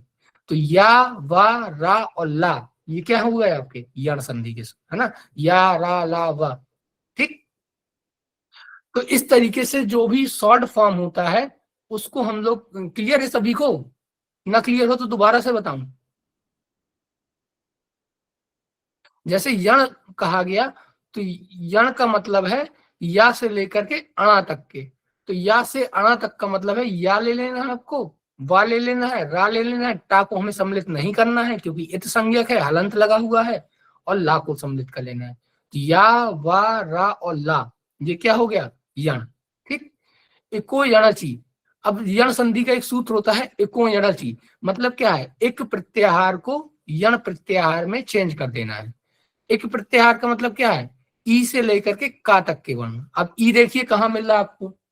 ई देखेंगे हमें मिल रहा है पहले सूत्र में, अयोण में, आ, ई, उ और अणा। तो ई मिल गया। और का कहाँ मिल रहा है? दूसरे सूत्र में। दोबारा बता दूं? क्या बताना है, थोड़ा सा क्लियर कर पाएंगे? अच्छा, मैं इसी पे चर्चा कर लेता हूँ। जैसे मैंने बोला यण संधि हम लोग पढ़ते हैं जब, तो यण संधि का सूत्र आप लोग को शायद पता होगा, इको यणचि। इसका मतलब क्या होता है? एक को यण में बदल देना, एक को यण में बदल देना। तो एक कहा है, एक क्या है? तो एक हम ढूंढे सबसे पहले महेश्वर सूत्र में, तो आ, ई मिल गया आपको पहले सूत्र में ही, अयोण में। तो ई से लेकर के का तक हम पहुंचेंगे प्रत्याहार। हाँ, शॉर्ट फॉर्म है भैया प्रत्याहार। किसी भी चीज को लॉन्ग में लिखा है उसे शॉर्ट फॉर्म में कर देना प्रत्याहार कहलाता है। जैसे आपसे कहा जाए ABCD सुनाइए, तो ए से लेकर जेड तक आप पढ़ेंगे, इससे अच्छा है कि आप शॉर्ट में बोल दीजिए A to Z। क्लियर हो गया? तो इसी तरह शॉर्ट फॉर्म है। जब आपसे कहा गया, हमने कहा इको यणचि, तो एक को यण में बदलना है। तो एक को आप ऐसे कर लीजिए, एक को ऐसे कर लीजिए कि एक ई से लेकर के हमें कहाँ तक जाना है? का तक। तो ई, उ, ऋषि और ली, ये 4 वर्ण आपको मिल रहे हैं। हाँ शायद, अगर मान लीजिए खत्म वो हो जाए तो मेरी स्लाइड कैसे खुलेगी? चलिए, अभी तो कंटिन्यू है, आप आ जाइएगा। तो जैसे हमने कहा एक, तो एक का मतलब है ई से लेकर के का तक हमें जाना है। तो ई से हमें का तक जाना है, तो ई के बाद आया उ, अणा को हमें लेना नहीं क्योंकि अणा में हलंत लगा हुआ है, इत संज्ञक है, इत संज्ञक को काउंट नहीं कर देते। आगे स्लाइड में आपको दिया हुआ है क्यों नहीं काउंट करते, वही बता दूंगा आपको। तो आ हमें लेना नहीं है, एक को लेना है केवल। तो ई से स्टार्ट करेंगे, ई, उ, ऋषि और ली, ये 4 वर्ण हमें मिल रहे हैं एक के अंतर्गत, ई से लेकर के का तक। एक को क्या कर देना है?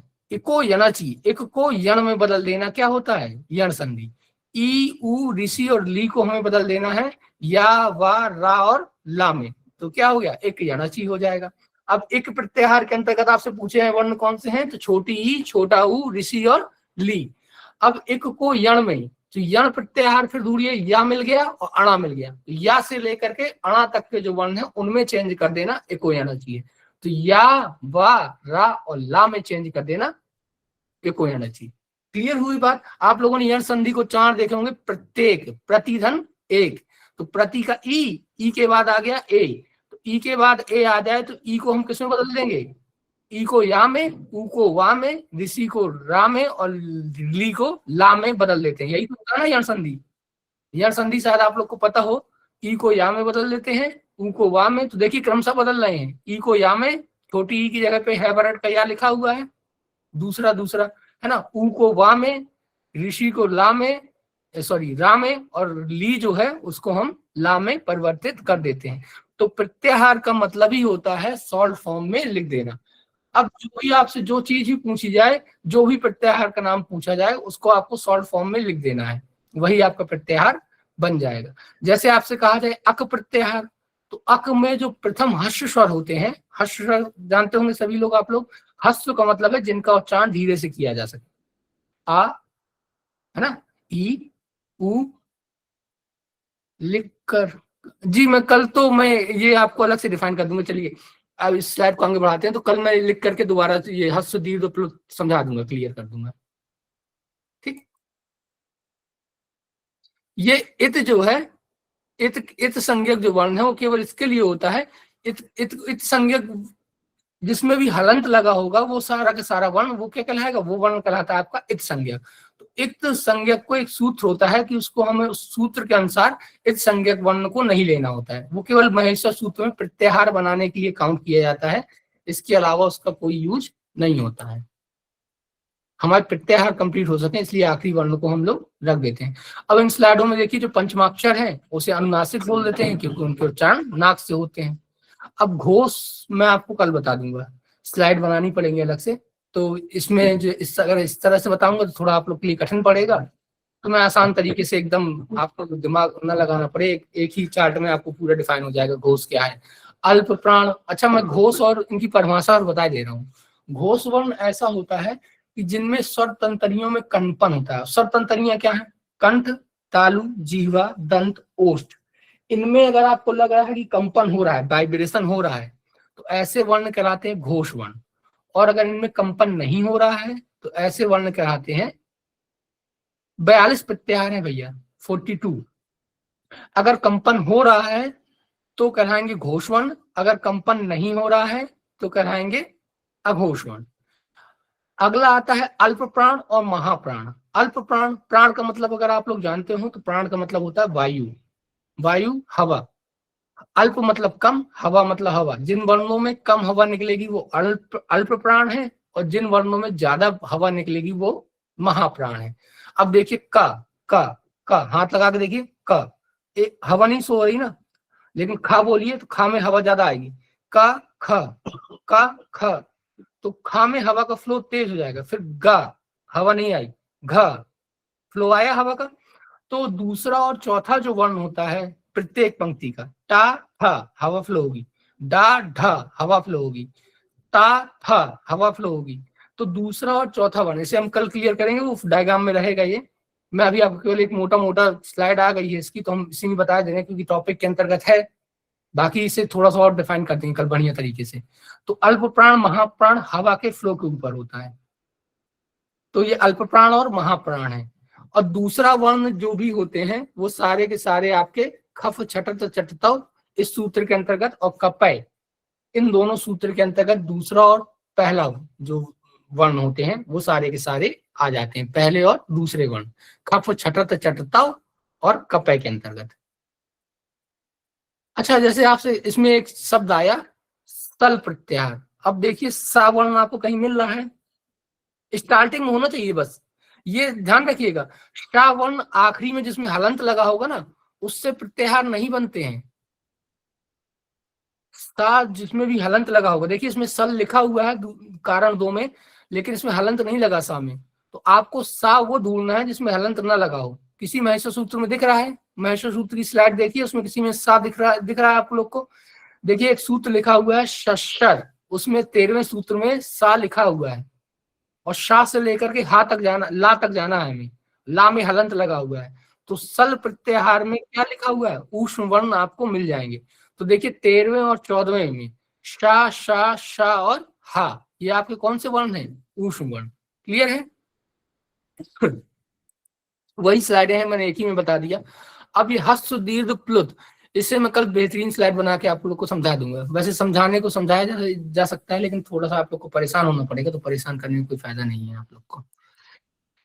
अब ये जो है हैबरेट से लेकर लण तक जो सूत्र है, हैबरेट का मतलब 5वें से लेकर के 14वें, सॉरी हैबरेट से लेकर लण तक मतलब 5वें सूत्र से लेकर 6वें सूत्र तक। 5वें और 6वें में आपको किसकी चर्चा की गई है? 5वें और 6वें सूत्र में आपके 5वें और 6वें सूत्र में अंतस्थ व्यंजन है, या ब रा और ला, अंतस्थ व्यंजन आपके 5वें और 6वें सूत्र में। ये आपको बता ही दिया है मैंने, स्लाइडें मैंने नहीं चल पाई समय से। अगला है वर्गों के पंचम वर्ण। तो पंचम वर्ण है वो सारे के सारे 7वें सूत्र में दिए गए हैं, यमंगनम में। या, मा, अंगा, अणा और ना, ये आपके सारे के सारे पंचमाक्षर है, 5वां अक्षर। का खा गा गा अंगा, चा छा या जा या, टा ठा रा रा ना, ता था दा दा ना, पा फा वा भा मा, ये पंचमाक्षर है। अब चौथे वर्ण आपके झबई और घड़दस में दिए हैं। जितने 8वें और 9वें सूत्र में आपके जो है चौथे वर्ण दिए हैं, और 10वें सूत्र में आपके तीसरे, जबगण 10 में वर्गों के तीसरे वर्ण दिए हुए हैं। अच्छा, एक पैसेज हो जाए जल्दी से। अब इसमें सारी स्लाइडें वैसे सही हैं, देखिए सारा आप लोग देख सकते हैं। मैं एक बार शो कराए दे रहा हूँ। सस्सर हल, सस्सर मतलब ऊष्म, और हल में भी ऊष्म वर्ण है, हा ला, और बस इतना ही है। एक पैसेज खोलिए इसे जल्दी से, एक पैसेज करा दें, समय का उपयोग हो जाएगा थोड़ा सा। थोड़ा मोटा मोटा अर्थ बता दूंगा।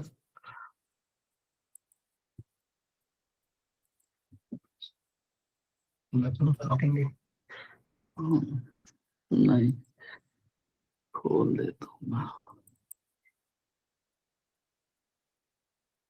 ये उधर उधर नहीं जाता क्या? ये उधर उधर नहीं जाता क्या? बीच में लग जाता है, कुछ फॉर्म नहीं दिखाई देते तो इधर से उधर करना होगा तो सब हो जाता है। तो हमें करना नहीं है। चलिए अभी ये खोल दीजिए, अभी आज की इतना पैसे दिखा दूंगा तो हो जाएगा काम।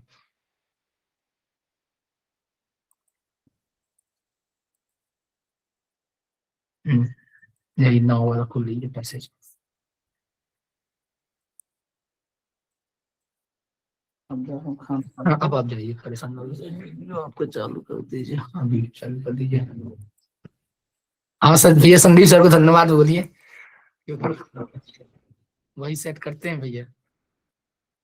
अच्छा, एक ये जो पैसेज अभी, हाँ जी जी, ये जो पैसेज आपको शो हो रहा है, ये अभी क्लास 8 की किताब में है, और सीटेट में इसी तरह के बहुत आसान आसान से बहुत आराम से आप लोग गेन कर सकते हैं 25 नंबर तक, कोई दिक्कत नहीं है। जो पैसेज वाला पोर्शन है उसमें एक भी क्वेश्चन गलत नहीं होना चाहिए आप लोग का। 15 क्वेश्चन आते हैं, गद्य पद्य या गद्य गद्य दे देगा, या एक गद्य एक पद्य दे देगा, मोस्टली गद्य गद्य देता है, कभी कभी पद्य दे देता है। ये क्लास 8 में पढ़ाया जाता है। कक्षा 8 से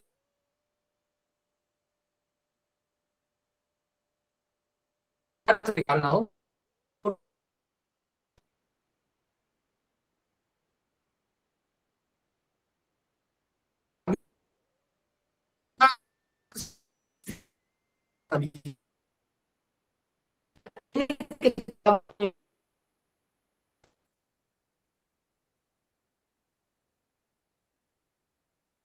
से पढ़ने में आने लगी है। और जब पढ़ने में आने लगेगी तो जो पेडागॉजी भी आती है, पेडागॉजी आती है संस्कृत की, वो भी बस बहुत आसान रहती है। यकीन मानिए कि मनोविज्ञान की अपेक्षा संस्कृत पेडागॉजी हिंदी की अपेक्षा या मनोविज्ञान की अपेक्षा या किसी अन्य विषय के शिक्षण शास्त्र की अपेक्षा संस्कृत का जो शिक्षण शास्त्र है वो सबसे आसान रहता है। समस्या कहाँ आती है कि उसके शिक्षण शास्त्र को हम समझ नहीं पाते, उस कारण से समस्या पूरा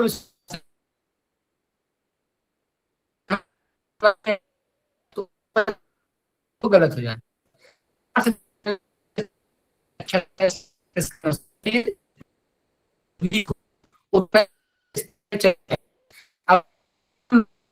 ठीक है, तो सेकंड क्लास फर्स्ट क्लास की किताबों सा का मतलब पढ़िए होता है, अहम का मतलब पढ़िए कि मैं होता है, यहाँ से स्टार्ट करिए और धीरे धीरे एक एक क्लास का स्टैंडर्ड बढ़ाते जाइए। सारी की सारी समस्या, आवाज क्लियर नहीं आ रही, सुन पा रहे हैं आप लोग मुझे?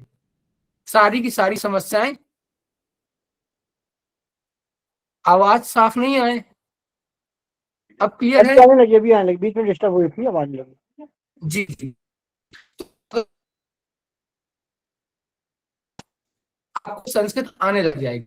बच्चे छोटी सी किताब से आप करिए, जिस भी किताब को आप समझ पाए।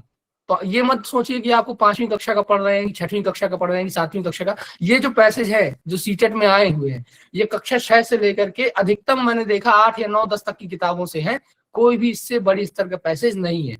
और इन सब का अगर आप अर्थ पढ़ेंगे तो ये सारी कहानियां आप लोगों ने बचपन में सुन रखी हैं। अब जैसे ये कहानी देखिए, विश्वविद्यालय से कश्यप का जन्म,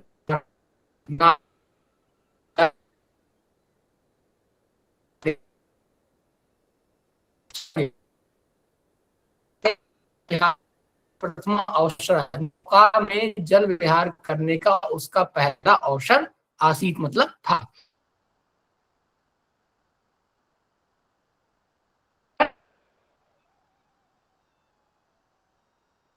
अपरिचय उस मनोरम को देख करके उस प्रवक्ता ने प्राध्यापक ने नाव पूछा, नाव वाले से, नाव का मतलब मैंने पूछा, भव नाविक, अरे नाविक, किम भवदा कदापि गर्तम पठतम, कि क्या तुमने, क्या आपकी नेटवर्क लगता है आपका वीक हो गया है, लगता है आपका नेटवर्क वीक हो गया है, वॉइस आपकी गड़बड़ कर रहा है। एक सेकंड में किया था।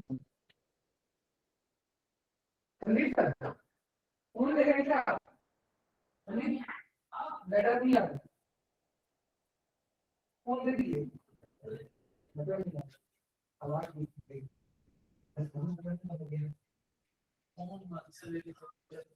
एक सेकंड भैया, अब आएगी शायद, अब आ रही है, अब आप लोग सुन पा रहे हैं?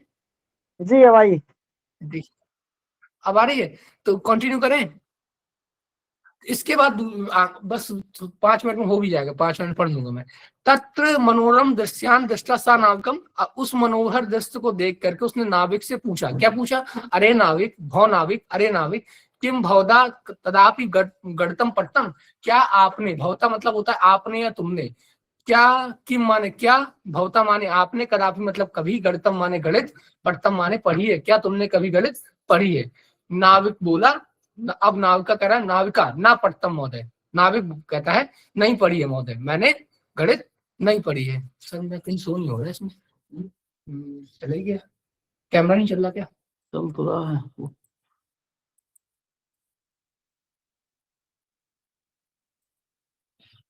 मैसेज खोल दीजिए। नेटवर्क चला गया, चलिए। समझ पा रहे हैं कि छूट गया पैसेज? पूछना पड़ेगा,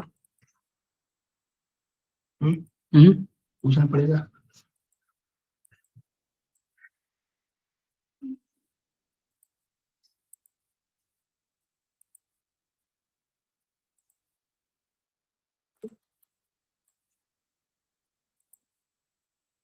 ये है ना, अब मैं सोच रहा हूँ पूरा हो जाए। हाँ बस यही। तो इसमें हो गया, भो नाविक किम भवदा तदापि गणितम पढ़तम, क्या आपने कभी गणित पढ़ी है? नाविक बोला नाविका ना पढ़तम महोदय, नाविक कहता है नहीं पढ़ी है महोदय। प्राध्यापकम किम गणितम पठतुम विद्यालय न गतवान, प्राध्यापक बोला क्या गणित पढ़ने के लिए, गणित पढ़तुम मतलब गणित पढ़ने के लिए विद्यालय न गतवान, क्या तुम गणित पढ़ने के लिए कहीं विद्यालय नहीं गए हो? नूनम भवता जीनम चतुर्थांश व्यर्था अवध, इस तरह से तुमने अपने जीवन का चतुर्थांश क्या कर दिया? व्यर्थ कर दिया। चतुर्थांश का मतलब 1/4 हिस्सा तुमने अपने जीवन का व्यर्थ कर दिया। किम भवता रसायन शास्त्रम भौतिक शास्त्रम व पठतम, अब आगे फिर कंटिन्यू कर रहा है ना, क्या कह रहा है? किम भवता, क्या आपने रसायन शास्त्र भौतिक शास्त्र को भी पढ़ा है? नाविकम अवदत ईदृशम में भाग्यम कुता, नाविक मतलब बोला, अवदत माने बोला, ईदृशम मतलब ऐसा, मेरे भाग्य में कहाँ है कि मैं ये सब पढ़ पाऊँ, रसायन शास्त्र भौतिक शास्त्र। आगे अब फिर प्रोफेसर बोलेगा, क्या बोलेगा? यादहम भौतिक शास्त्रम रसायन शास्त्रम व पठेयम, क्या तुमने, ये तो मैंने पढ़ा दिया ना, यदहम भौतिक शास्त्रम रसायन शास्त्र, क्या तुमने भौतिक शास्त्र रासायनिक शास्त्र नहीं पढ़ा है? प्राध्यापक नूनम भवता जीवनस्य, अगर यदहम मतलब अगर आपने भौतिक शास्त्र और रसायन विज्ञान नहीं पढ़ा है, तो प्राध्यापक कहता है नूनम भवता भवता जीवनस्य अर्धांश व्यर्था अवध, अगर आपने रसायन विज्ञान और भौतिक विज्ञान नहीं पढ़ा है तो आपने अपने जीवन का आधा हिस्सा बेकार कर लिया है। वद वद बोलो बोलो, त्वया मतलब आप, आंग्ल भाषम तुम पठतु एव, क्या तुमने आंग्ल भाषा अंग्रेजी भाषा को पढ़ा है? अब नाविक फिर नाविकम नाविका ग्लानिम अनुभवन, नाविक को क्या हुआ? ग्लानि हुआ। अब नाविक को ग्लानि हुआ तो क्या बोला? महाशय ना हम माता पिता व विद्यालय प्रेषता, ना हम मतलब मेरे माता पिता ने मुझे नहीं विद्यालय भेजा, ना हम मतलब नहीं माता पिता व विद्यालय प्रेषता, मेरे माता पिता ने मुझे विद्यालय नहीं भेजा। ताहिर कुतः पठेयम, तो मैं कैसे पढ़ता? प्राध्यापिका तहिर तव जीनस त्रयो भागो व्यर्था, तब तो हाँ आप लोगों सभी लोगों ने स्टोरी पढ़ी है, बहुत छोटी क्लास में 8th क्लास की किताब का पैसेज है ये। प्राध्यापिका तहिर तव जीवनस्य त्रयो भागो व्यर्था अवहन, तब तो तुमने अपने जीवन का 1/3 भाग 2/3 भाग बेकार कर दिया। त्रयो भागो मतलब 3 हिस्सों अगर जीवन किए हैं तो तुमने 2 हिस्से बर्बाद कर दिए। अत्यांतरे नदी जब जल वर्तनम समायातम, अब धीरे धीरे नदी में जो नाव में जो है धीरे धीरे पानी समाने लगा। तदा लहरणीय वेगा नौ अकंपियत, और लहरों के वेग ने नौका को हिला दिया। तयो पश्चात एव नौका जलेन पूरता जाता, और देखते देखते पूरी नाव पानी से भर गई, जब पूरी नाव जल से भरने लगी। नाव का कम अपृच्छत। नाविक ने प्राध्यापक से पूछा, महोदय किम भवान तर्तुम जानाति, क्या आप तैरना जानते हैं?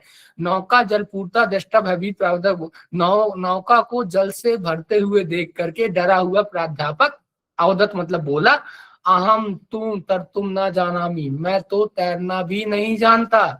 नाविका अवोचयत, नाविक बोला, यदि भगवान तर्तुम न जानाति तहिर भवता सर्वत्र जीवनम बथा जातम, अगर आप तैरना नहीं जानते हैं तब तो आपका संपूर्ण जीवन व्यर्थ चला जाता है। अहम तु बहुभ्या नदम तीर्थम पारम गच्छामि, अब तो मैं तैर करके उस पार नदी के निकल जाऊंगा और आप तुम्हें देख लो। इस तरीके से उसने कहा कि अब तुम तैरना नहीं जानते तुम्हारा तो अभी पूरा का पूरा जीवन खत्म हो जाएगा। अब इसके क्वेश्चन आंसर कर लेते हैं। अब ये याद करने वाला है, कल मैं आप लोग को याद करने वाला बता दूंगा कि कैसे याद करना है। जैसे इसमें लिखा हुआ जल विहाराय, तो जल विहाराय मतलब जल विहार के लिए, तो के लिए की कौन सी विभक्ति होती है? कारक आप लोगों ने पढ़े हैं हिंदी में, कारक कर्ता ने कर्म को करण से संप्रदान के लिए आया, तो के लिए कौन सी विभक्ति हुई? चौथी। तो जल विहाराय मतलब जल विहार के लिए, तो पहले का आंसर क्या हुआ? जल विहाराय मतलब जल विहार के लिए, तो चतुर्थी विभक्ति एक वचन का रूप है।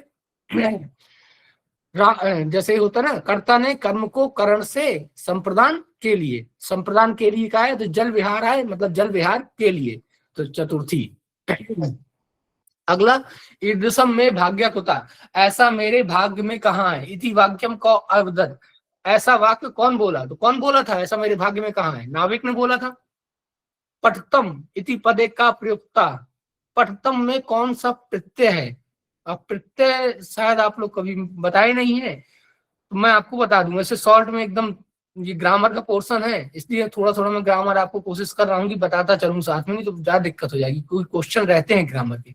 पठतम कथ प्रत्यय है, तो मैं बता दूंगा कि कैसे होता है कथ प्रत्यय।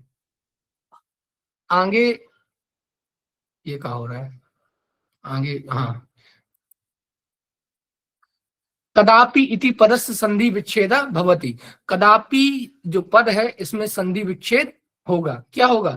कदापि है कदाधन अपि, तो छोटा सॉरी बड़ा और छोटा मिलकर के क्या बनाता है? बड़ा। कौन सी संधि होती है? दीर्घ संधि। तो छोटा सॉरी बड़ा छोटा, छोटा बड़ा जो भी आगे पीछे आ जाए, छोटा मतलब सेम स्वर हो, आ हो, ई हो, ऊ हो और ऋषि हो, मिलकर के अगर दीर्घ होते हैं, दीर्घ संधि। तो कदा का मतलब बड़ा और छोटा मिलकर के बड़ा बनाया, तो कदापि का संधि विच्छेद कदाधन अपि। तर्तुम तैरना, तुमुन प्रत्यय है, ये भी प्रत्यय का क्वेश्चन है। प्रत्यय सबसे ज्यादा पूछा जाता है। इसका एक शॉर्ट तरीका बताऊंगा आप लोग को, पूरा ना बताना पड़ेगा, क्योंकि पूरा बताऊंगा तो आप लोग को याद बहुत करना पड़ेगा, तो थोड़ा मुश्किल वाला काम हो जाएगा, क्योंकि काफी कुछ याद करना पड़ता है प्रत्यय के लिए। तो एक सॉल्व तरीका बताऊंगा जिससे आप शब्द पढ़ेंगे और आपको प्रत्यय का क्लियर हो जाएगा। नदे किम समायातम, नदी में क्या समा गया? तो जलावर्तनम, जल में नौका समा गई, आवर्त हो गई। नौका केन पूर्ता जाता, नौका जो है किससे परिपूर्ण हो गई, किससे भर गई? तो जल से भर गई थी नौका।